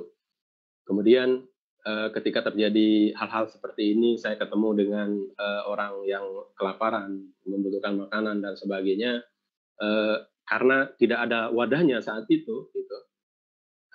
Saya menjadikan diri saya sebagai institusi itu. Jadi oke, sekarang gini aja, saya tidak maksa siapapun yang percaya sama saya posisinya di sini, saya perlu uang gitu untuk apa? Untuk beli ini. Gitu. Kemudian itu dibawa ke rapat pimpinan. Jadi setelah melihat bahwa ada aktivitas dosen kita di lapangan yang itu membawa mau nggak mau akan membawa nama kampus dan itu membawa nama baik kampus. Kenapa kalau kita tidak lindungi mereka secara hukum? Nah, akhirnya dibuatlah ITS Tanggap Bencana itu. Dan kami juga punya rekening khusus, di slide itu ada misalkan rekening ITS Tanggap Bencana. Itu juga untuk memudahkan ITS untuk bergerak. Jadi sebelumnya itu misalkan saya harus menggunakan rekening rektor untuk ketika misalkan terjadi banjir di Bima, saya lupa 2018 kalau nggak salah, atau 2018 atau 2017, itu terjadi bencana bandang di Bima, kita menggunakan rekening institusi, rekening rektor, ada virtual account. Itu kami kesulitan untuk narik dananya. Jadi dana masyarakat masuk, kita kesulitan untuk narik dananya, karena harus sesuai dengan aturan keuangan, gitu. Dan itu merepotkan kita, sehingga saat itu saya harus pinjam uang dari kawan-kawan gitu. Ada Pak Fauzi mungkin di sini masih ingat. Jadi saya pinjam uang. Saya punya uang, tetapi saya tidak bisa ambil. Nah, bilang, tetapi ini saya perlu beli sesuatu.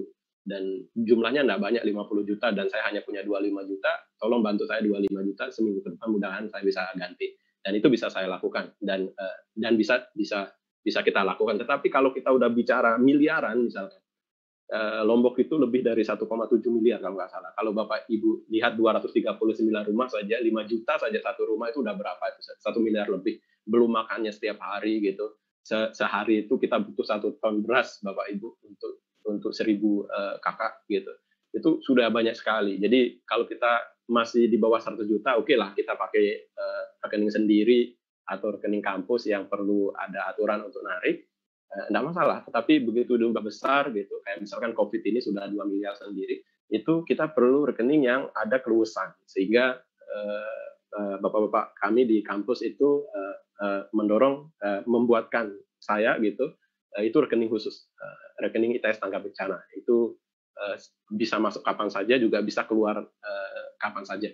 Dan tidak perlu saya mengajukan RAB untuk menarik dana itu, karena ini sebenarnya dana yang numpang sebenarnya. Ini dana masyarakat, numpang lewat saja, tidak boleh kena pajak, tidak boleh kena aturan-aturan yang menyulitkan gitu. Sabtu Minggu harus bisa keluar gitu, karena kita tidak bisa menjadwalkan kapan terjadi bencana gitu.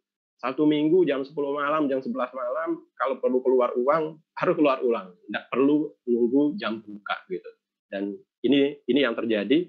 Kalau di ITB misalkan yang backup itu rekeningnya Masjid Salman misalkan. Kalau di kita itu yang membackup itu adalah ITS Tanggap Bencana ini. Dan sampai sekarang sebenarnya ITS Tanggap Bencana ini kalau kita perhatikan di SOTK-nya ITS gitu, itu tidak muncul karena walaupun dia resmi sebagai lembaga kampus, itu dia masih dilekatkan di subdit saya. Jadi subdit saya di subdit pengabdian masyarakat. Jadi untuk penghematan kampus tidak perlu banyak orang, apalagi sampai kemarin kita sudah punya pengalaman ternyata lebih setahun tidak mudah untuk mencari pengganti, sehingga ya wis sementara dititipkan di subdit saya, di subdit pengabdian masyarakat, di Direktorat Riset dan Pengabdian Masyarakat. Dan alhamdulillah semua orang tahu Bapak. Jadi kayak misalkan di NTB gitu, itu saya jadi terkenal. Jadi walaupun saya orang NTB, nggak ada yang kenal saya Bapak. Jadi saya hanya sampai SMA di situ, kemudian mungkin lebih lama di Surabaya, kemudian saya kuliah dan sebagainya. Di rumah saya hanya sampai SMP, jadi nggak ada yang kenal saya. begitu terjadi bencana dan sebagainya itu saya bisa masuk ke grup-grup elit, para pimpinan daerah dan sebagainya, dan itu gara-gara nama itu. Dan dia sangat familiar dengan ITS Tangga Bencana. Pak Gubernur menerima kami, Bu Gubernur menerima kami, Pak Bupati juga menerima kami, dan jabat tangan kami, terima kasih ITS sudah mau untuk bersusah payah jauh 600 kilo datang ke sini untuk membela masyarakat mereka di lokasi. Baik. Ini ada pertanyaan dari Ari Wibowo. Ini artis namanya ini. Izin bertanya, Pak, apakah dalam pelaksanaan fase tanggap bencana tersebut, bagaimana ITS berkoordinasi dengan pihak terkait sebelum melakukan aksi, biar aksi yang dilakukan tepat dan cepat? Kemudian yang kedua, apakah ITS mengkhususkan ke satu klaster dalam fase tanggap darurat atau semua dilakukan? Terima kasih. Ya, nah ternyata 2 tahun ini ya kita melihat bahwa kami belum menemukan format. Jadi kalau Bapak Ibu lihat gitu, pindah dari satu misi ke misi yang lain itu penanganannya berbeda gitu. Cara kami berbeda. Bukan karena kami pintar sebenarnya, tapi karena kami bingung. Jadi ketemu ini pindah ke sini loh, nggak bisa. Kita bangun ini misalkan di Lombok bisa, di Palu nggak bisa gitu. Atau bangun ini di Palu kemudian di Sentani ditolak gitu dan sebagainya, sehingga kita perlu banyak sekali pendekatan. Dan di semua tempat ketika terjadi bencana tentunya kita berkoordinasi dengan BPBD setempat. Dan ini perlunya nama Bapak. Jadi kalau saya lalu Muhammad Jailani ingin bantu Bapak, kamu siapa gitu kan gitu. Tapi kalau saya ITS Tangga Bencana datang untuk membantu Bapak, itu beda gitu. Itu perlunya nama, dan nama ini perlu dikenal, dan kita berkoordinasi dengan BPBD supaya tidak terjadi tumpang tindih gitu. Mungkin ada lembaga lain yang sudah bekerja di situ sehingga kita tidak perlu masuk di situ, atau sebaliknya ada tempat lain yang tidak pernah dijangkau, tidak ada yang bisa jangkau. Kalau ITS mau dan sanggup, kenapa tidak di situ gitu. Di Lombok itu kita mengalami misalkan ada peristiwa menarik yang kita temukan. Jadi tengah malam saya pernah mendapatkan telepon dari pejabat di NTB yang meminta agar ITS segera turun tangan gitu. Saat itu juga, kenapa? Karena desa di sebelah ITS itu ada orang sakit yang harus segera masuk rumah sakit. Laporannya masuk ke Pemprov, tetapi nggak ada yang bisa ke sana gitu. Mobil nggak bisa masuk ke situ, motor aja kepleset ke situ. Dan kebetulan desa itu adalah di samping desa yang di samping posko Indo ITS, dan kita yang dikontak, silahkan ITS bantu kami untuk membawa ini ke rumah sakit terapungnya Unair misalkan. Oke, teman-teman bisa kami kontak perwakilan di situ, dan mereka dengan motor bisa membawa korban dibawa ke lokasi yang diinginkan. Tapi walaupun tetap koordinasi dengan BPBD perlu kita lakukan, yang menarik bagi saya dari banyak sekali yang kita lakukan ini, itu adalah ada ikatan batin yang sangat kuat gitu, kampus dengan alumninya. Ini yang perlu dikapitalisasi. Jadi mungkin ada alumni saya, misalkan alumni TS di Lampung gitu, nggak pernah ditelepon sama kampus, nggak pernah kan ya, nggak pernah. Tapi jika misalkan ada masalah seperti yang kemarin ada peristiwa seperti itu di Lampung, kemudian ditelepon dari kampus, Mas, saya dari kampus begini, mau nggak bantu kampus untuk menyalurkan bantuan, itu dia sangat senang sekali. Dan dia lebih cepat daripada yang terbatas pada jam kerja tadi gitu, instansi-instansi dinas sosial dan sebagainya. Itu ada beberapa kasus di mana relawan-relawan yang sporadik seperti ini itu lebih cepat untuk datang gitu, lebih cepat, karena bisa jadi mereka yang menguasai lapangan, karena dia daerahnya seperti itu, dia tahu di mana belanja, dia tahu siapa yang membutuhkan dan sebagainya. Itu yang terjadi. Jadi kami juga punya forum FPTPRB namanya, Forum Pengurangan Resiko Bencana. Hampir semua kampus masuk di situ. kita juga begitu ada misi itu, saya minta bantuan. Jadi jika ada kampus terdekat dari lokasi, saya minta untuk bekerja sama gitu. Kayak misalkan di Ambon kita punya Unpati, kemudian di Jayapura kita punya Universitas Cendrawasih, kemudian di Sulawesi Tengah ada UNTAD, Tadulako dan sebagainya. Itu welcome gitu, welcome, dia sangat senang karena dalam kondisi darurat seperti itu tidak seharusnya mereka melakukan semuanya. Jadi saya yakin mereka itu ingin membantu karena dekat sekali, tetapi kan tidak semua mereka bisa lakukan. Contoh misalkan mereka bisa menyalurkan bahan makanan, mereka bisa membuat misalkan kamar kecil dan kamar mandi dan sebagainya di situ.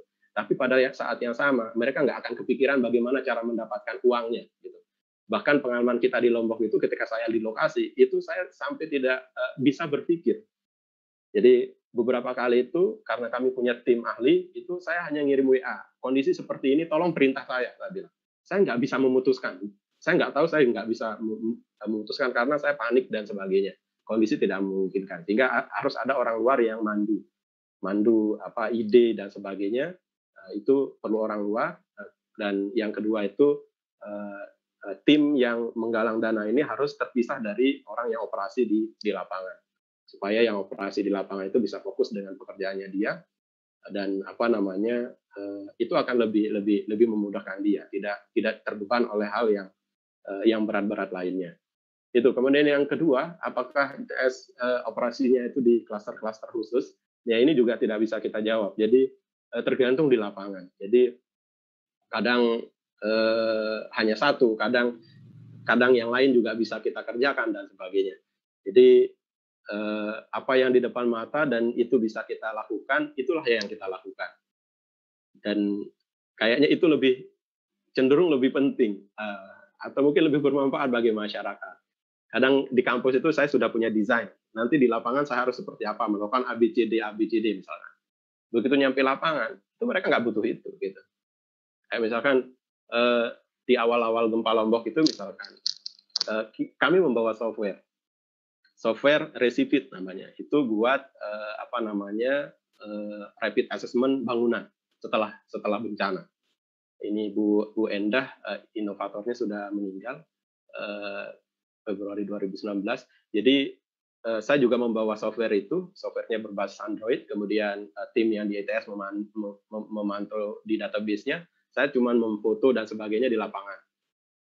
Awalnya oke, karena saya ketemu 1-2 bangunan runtuh gitu. Oke, senang saya.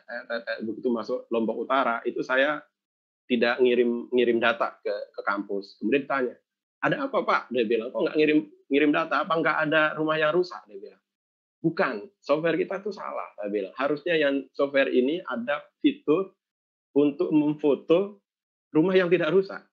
Karena apa? Karena semua rumah rusak di sini. Dia bilang, saya nggak akan kuat untuk memfoto semuanya. Saya bilang, semuanya rusak. Dia bilang, dan roboh rata sama tanah. Saya bilang, yang tersisa itu hanya jembatan di kabupaten itu. Luar biasa. Kenapa jembatan tersisa itu luar biasa? Seandainya jembatan putus itu sangat berat sekali kerjaan teman-teman. Jadi rumah dan sebagainya, termasuk rumahnya Pak Bupati, rumah-rumah di kantor-kantor dinas juga roboh. Nah, yang ini yang saya maksud, kadang tidak sesuai apa yang kita desain dari kampus atau yang kita turunkan dari teori-teori buku-buku dan sebagainya dengan apa yang diperlukan di lapangan. Sehingga saya ingin yang tadi misalkan siklus penanganan bencana ini itu juga bisa ada feedback dari aktivitas tanggap daruratnya. Ya sekarang kan tanggap darurat ini dia punya SOP. SOP-nya mungkin dari buku dulu dibuat. Nah, harusnya setelah terjadi tanggap darurat ini juga menghasilkan dokumen yang bisa memperbaiki SOP yang pertama gitu. Karena SOP kita kan banyak yang general, banyak yang ngambil dari luar ya. Itu bisa jadi ketika terjadi sesuatu itu banyak sekali pengetahuan yang bisa dikumpulkan dan ini akan memperkaya SOP dan membuat aktivitas itu makin efisien dan efektif di lapangan. Intinya saya tidak bisa jawab yang pertanyaan yang terakhir karena memang kami baru 2 tahun dan perlu banyak belajar dari kampus-kampus yang lain juga, bagaimana caranya untuk bisa mungkin sedikit fokus. Saya itu sebenarnya dari lab beton punyanya Pak Prabowo itu sudah punya desain. Jadi kira-kira apa sih yang bisa kita lakukan? Yang pertama itu adalah dari segi perumahan rumah. Jadi jangan sampai Bapak berpikir bahwa kita mendesain rumah atau menggambar rumah tahan gempa itu ketika terjadi gempa gitu. Nggak akan cukup waktunya, dia bilang. Kayak kemarin misalkan yang di Lombok itu tidak ada satupun kampus yang sudah punya prototipe skala 1:1 yang udah dibangun untuk di cloning di lokasi. Semua yang dikumpulkan itu adalah dokumen kayak gambar tekniknya saja gitu, yang belum teruji gitu. Nah, di beberapa profesor di sini minta ITS itu harus menyiapkan itu gitu. Supaya apa? Supaya begitu terjadi kita tinggal tuning aja gitu. Kostumasi saja dengan lokasinya. Misalkan kita udah ada rumah yang kita bangun di ITS dengan untuk memenuhi standar apa. Kemudian ada fasilitas pembersih air, penjernih air dan sebagainya. Itu harusnya kampus-kampus bisa invest secara keilmuan di bidang itu dan itu bisa diturunkan di lapangan. Nah, mulai tahun ini di ITS itu ada satu pusat kajian di bawah saya itu. Saya punya 5 pusat kajian di kaki saya. Satunya itu adalah pusat kajian teknologi tepat guna. Jadi ini memang didesain untuk membuat teknologi tepat guna. Kayak misalkan pembangkit listrik tenaga mikro, hidro dan sebagainya. Nah, ini harusnya nanti kita ingin ini menjadi jualan kita ketika terjadi sesuatu atau ketika ingin masuk daerah untuk pengabdian masyarakat. Jadi kita tidak datang ke lokasi hanya untuk masih restart dari awal ngumpulin data dan sebagainya, tapi udah ada produk yang kita bawa. Oh, ini ada teknologi tepat guna, misalkan penjernih air, oke, kita terapkan di lapangan dan itu sudah harus jadi. Dan kami harap mungkin 2021 beberapa kami punya sekitar 8 sekarang teknologi tepat guna yang akan yang sedang didesain di kampus yang untuk dipakai sebagai jualan kampus ketika ke masyarakat. Supaya apa? Supaya ketika kita ke masyarakat itu kita hanya fokus bagaimana menerapkan teknologi yang sudah jadi ini di masyarakat. Jadi pembelajaran kita itu adalah bagaimana menerapkannya, bukan bagaimana membuatnya. Membuatnya itu harus sudah selesai dulu. Dan ini yang nanti yang akan ditumpangi oleh beberapa kelompok mahasiswa lewat KKN, bagaimana mengimplementasikan setup-nya dan sebagainya di lokasi. Tapi produknya secara umum itu harus sudah selesai dan harus sudah jadi di skala lab. Begitu Pak Aryo. Baik. Iya, saya orang teknik geomatika, Mas Aryo, jadi tidak usah khawatir kalau ada yang perlu ditanyakan terkait teknik geomatika, teknik geodesi. Jadi saya tidak meninggalkan aspek keilmuan saya. Jadi ini juga menjadi hal yang menarik ya. Alhamdulillah, subhanallah, luar biasa ini. Jadi walaupun saya harus turun ke lapangan dan sebagainya, untuk riset masih tetap jalan. Jadi publikasi dan sebagainya.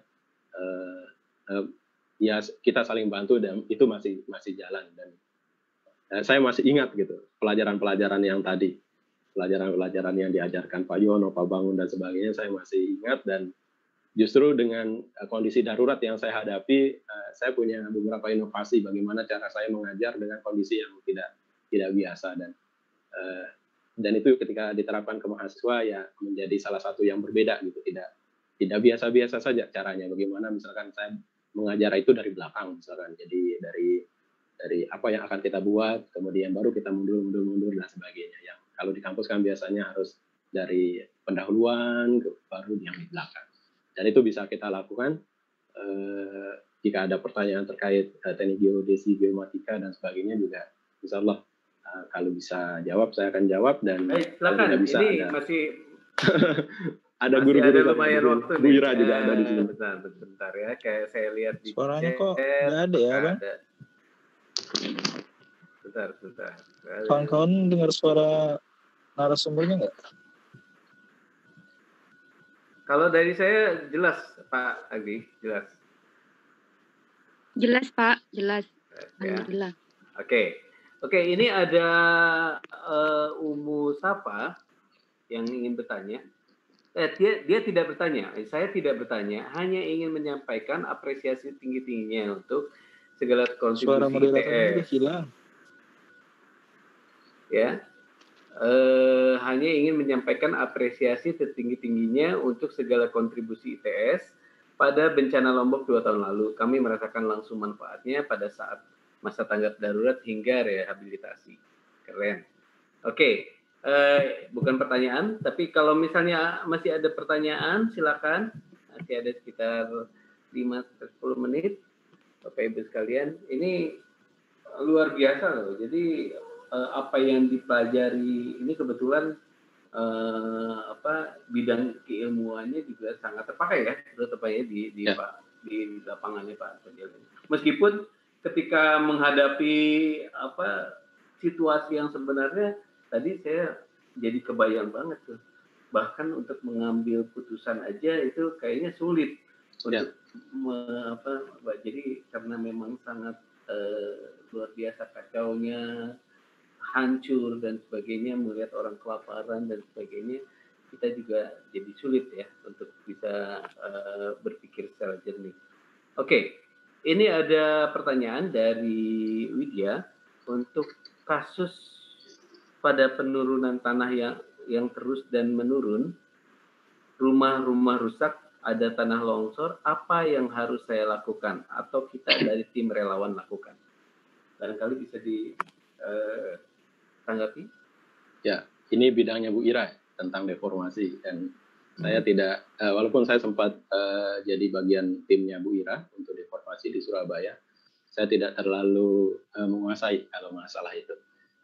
Jadi kalau dari sisi kebencanaan, kita akan di siklus kebencanaan itu ada beberapa hal yang bisa kita lakukan. Misalkan dari sisi mitigasi, jadi ketika kita lakukan mitigasi sebelum kita bisa melakukan upaya-upaya pengurangan resiko bencana, kita harus tahu yang pertama itu adalah potensinya. Jadi apa sih ancaman yang bisa diterima oleh masyarakat atau berdampak kepada masyarakat. Kalau contoh yang tadi misalkan longsor, itu adalah ancamannya. Kemudian dari situ kalau dari sisi akademisi, kita kalau ada ancaman itu tidak bisa kita kurangi, tidak bisa.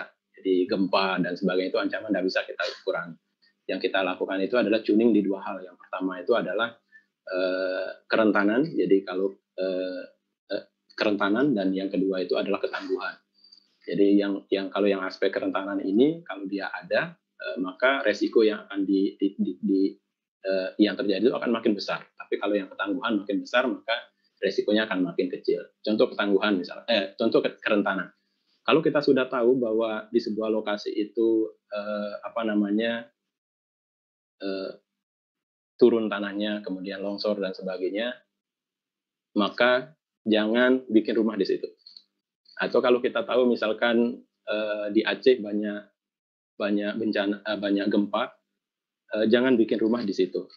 Atau kalau terpaksa harus bikin rumah di situ, maka rumahnya harus mengikuti standar rumah tahan gempa. Jadi jangan bikin rumah yang rumah batu kemudian tanpa kolom dan sebagainya, yang itu menyebabkan dia rentan. Itu dari sisi kerentanan.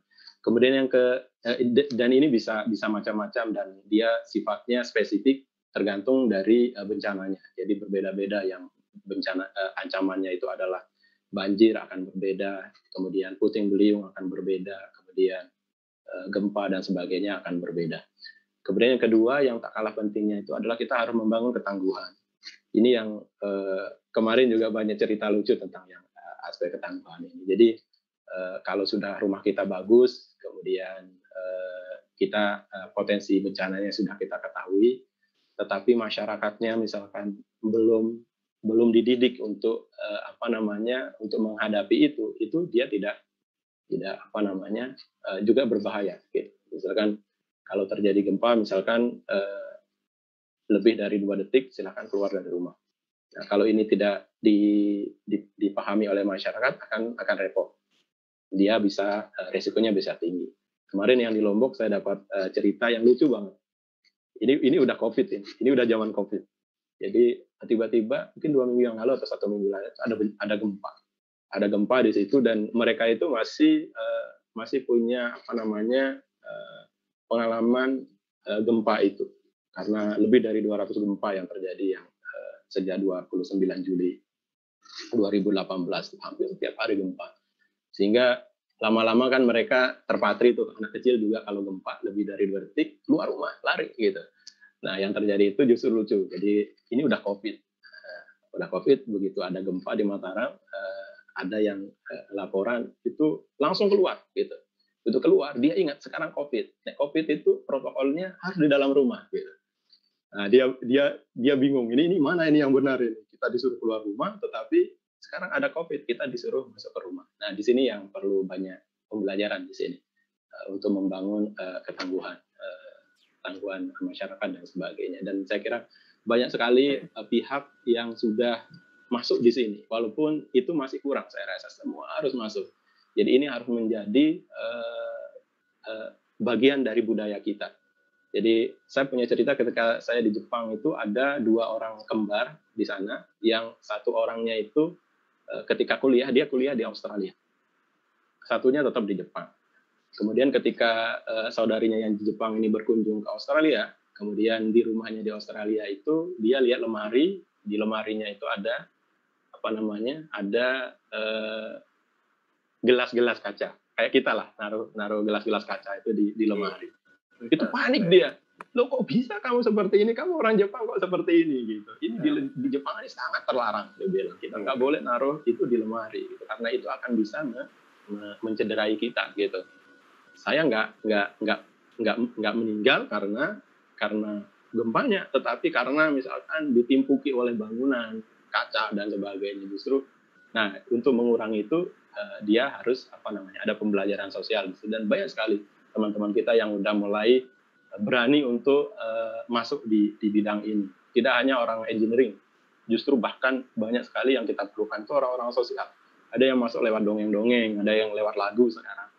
Gimana caranya lewat lagu-lagu anak-anak gitu. Ini bisa menjadi nilai-nilai itu bisa masuk.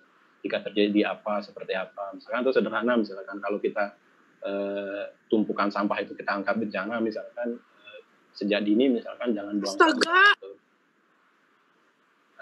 Itu saya kaget. Oke, seperti itu ya. Baik, ini mungkin pertanyaan terakhir dan juga nanti kalau boleh ada closing statement dari Mas Jelani. Kalau ITS itu melakukan kegiatan tanggap darurat, apakah join dengan lembaga lain atau mandiri? Itu yang pertama. Kemudian yang kedua, apakah ITS secara spontan melakukan aksi atau sudah melakukan kajian sebelumnya? Seperti halnya BPBD menggunakan Renkon dan KRB sebagai acuan. Nah, terima kasih. Jadi sekaligus nanti kalau boleh Mas Jalin closing statement. Silakan. Ya, idenya tetap sama. Jadi bahwa sumber daya yang dimiliki oleh kampus itu yang sangat besar itu selain brainware itu adalah jejaring. Jadi ini harus dimanfaatkan, tidak hanya untuk dalam tanda kutip untuk untuk menerima donasi mereka gitu, atau untuk menyalurkan donasi mereka, tapi jejaring ini juga punya sumber daya yang lain gitu. Sehingga kita bisa memanfaatkan itu. Dan kita nggak boleh merasa bahwa ini programnya ITS, saya nggak mau di lapangan ada ITB misalkan, atau ada Undipnya misalkan. Itu jangan. Jadi bahwa ketika kita di lapangan, semua itu adalah teman, dan semakin banyak teman itu akan semakin memudahkan kita. Kami mencoba misalkan di kasus yang Halmahera itu kita mencoba pertama kali bekerja sama dengan lembaga sosial, dengan tim SAR awalnya, tim SAR Hidayatullah yang waktu itu hanya dia yang bisa masuk ke lokasi itu. Kemudian akhirnya kita bekerja sama dengan satu grup di mereka, Baitul Mal Hidayatullah dan sebagainya. Dan walaupun ujung-ujungnya nanti kita juga bekerja sama dengan lembaga pemerintah yang lainnya. Itu yang pertama. Kemudian yang kedua,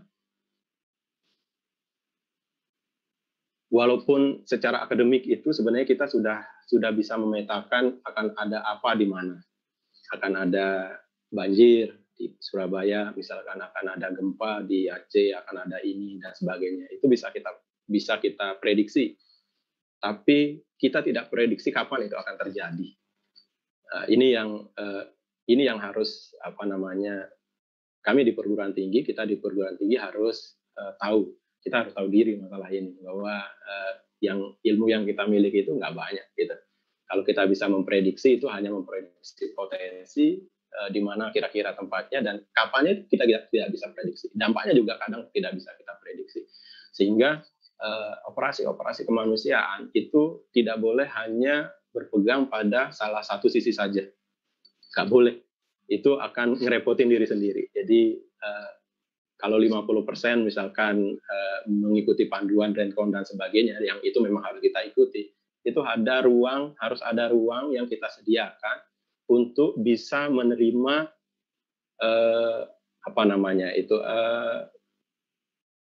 apa istilahnya itu, local wisdom. Ini yang menarik banget. Jadi harus bisa menerima local wisdom yang sekiranya itu justru bisa dipakai di lokasi itu. Ini harus ada, dan kombinasi dari dua ini akan menjadi sangat mantap sebenarnya. Yang banyak terjadi itu kan eyel-eyelan, saya akademisi, saya harus menggunakan ini gitu. Sementara budayawan dan sebagainya, tokoh adat dan sebagainya yang ada di situ, dia menggunakan local wisdom, dia eyel-eyelan, ini saya udah puluhan tahun di sini, buyut saya di sini dan sebagainya. Kalau anginnya dari utara, maka letusan Gunung Kelutnya akan ke sini misalnya. Ini dia bisa nggak ketemu, tapi sebenarnya bisa dikombinasikan. Saya cerita sedikit saja. Ketika bencana di Lombok itu, saya naik ke Gunung Rinjani, ke Desa Rempi Darussalam itu, saya sempat kontak ibu saya. Ibu saya di Desa Kota Raja di Lombok Timur, jauh dari situ. Walaupun paman saya juga meninggal di situ, tapi tidak separah di Lombok Utara. Ini yang saya sangat kagum sekali dengan local wisdom. Saya ini ilmuwan, saya nggak percaya ramalan-ramalan, saya bilang. Cuman saya bagian dari masyarakat adat, jadi ada lalu di nama saya itu, saya harus paham bahwa saya adalah bagian dari masyarakat adat. Itu saya ditelepon oleh kakak saya, ketua kita sudah bilang akan terjadi gempa besok di tempatmu, dia bilang. Akan terjadi gempa besok di tempatmu, kamu harus cepat turun, dia bilang. Turun itu karena lokasinya lebih tinggi, jadi saya kalau ke Lombok Tengah atau Lombok Timur itu istilahnya turun. Saya turun. Kamu harus cepat turun, dia bilang. Terus karena saya tahu dia bilang, ini tetua kita udah berkata demikian, ini adalah local wisdom, saya bilang. Saya boleh tidak percaya, tetapi saya tidak boleh menolak 100%. Oke, saya bilang. Tapi tunggu, saya kesini hanya karena perintah, saya dinas, saya karena perintah kantor, jadi saya harus minta izin dulu ke kantor. Dan apa yang terjadi Bapak Ibu, besok jam 12, saya lagi di lokasi, betulan terjadi gempa, dan itu yang menyebabkan banyak sekali kerusakan di Mataram. Kemudian saya sempat dapat SMS dari kakak saya, kamu turun, dia bilang. Akhirnya saya, karena baterai saya terbatas, jadi saya hanya hidupkan waktu butuh saja. Oke, saya turun malam ini juga bagaimanapun caranya. Akhirnya saya turun. Jadi saya komunikasi dengan Pak Amin juga, waktu itu saya bilang, Pak Amin akan ada terjadi begini besok jam sekian, dia bilang. Pak Amin bilang, itu dukun, dia bilang. Itu dukun. Pak Amin bakar bencana kita, dia bilang.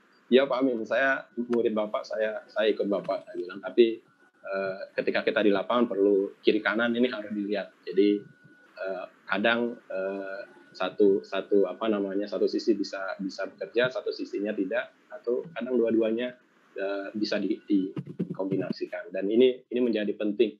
Jadi ini yang membedakan mana orang lapangan dan orang tidak lapangan. Jadi saya kagumnya dengan orang-orang lapangan itu banyak sekali hal-hal yang seperti ini. Jadi selain dia juga membaca buku, dia juga membaca lingkungan, dan membaca lingkungan ini yang ilmunya yang dia dapat, saya kira bisa spektrumnya lebih luas gitu daripada sekedar membaca buku yang memang didesain hanya untuk fokus di satu hal. Mungkin itu saja yang bisa saya sampaikan. Waktu kita tinggal 6 menit. Terima kasih banyak Bapak Ibu semuanya. Sudah 2 jam bersama di sini dan saya mohon maaf kalau ini mengganggu waktu Bapak Ibu, waktu produktif Bapak Ibu. Semoga sharing yang kami lakukan bisa bermanfaat buat kita semua. Jadi saya lupa Pak Bambang atau siapa namanya dari IPB itu, salah seorang dosen di IPB itu pernah bilang di forum LPPMPTN BH ke saya bahwa kebermanfaatan perguruan tinggi itu adalah bisa kita ukur seberapa bermanfaat dia kepada masyarakat, sehingga kita nggak bisa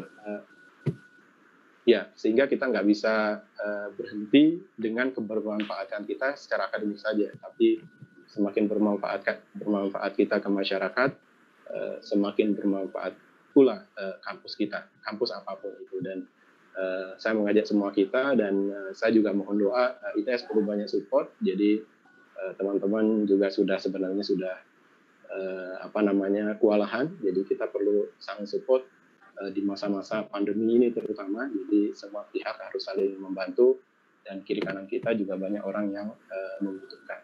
Mudah-mudahan di pertemuan kita kali ini kita bisa makin memperkuat tekad kita bahwa perguruan tinggi apapun itu, apapun statusnya, besar, kecil, negeri atau swasta, itu yuk kita berlomba-lomba untuk makin bermanfaat untuk masyarakat di sekitar kita dan untuk bangsa kita. Terima kasih. Assalamualaikum warahmatullahi wabarakatuh. Waalaikumsalam. Mohon maaf tadi saya sempat panik karena internet terkendala. Tapi dengan demikian telah selesai sesi kita kali ini. Terima kasih banyak untuk Mas Jailani dan semua peserta yang sudah berpartisipasi, juga BMH, Bandung Mitigasi Hub, ITS juga, dan semua yang bisa mendukung acara ini, PRTV terutama. Sesudah ini tentunya acara bisa diikuti di channelnya PRTV di YouTube. Dengan demikian saya tutup, lebih kurangnya saya dimohonkan maaf. Assalamualaikum warahmatullahi wabarakatuh. Selamat siang. Waalaikumsalam warahmatullahi wabarakatuh.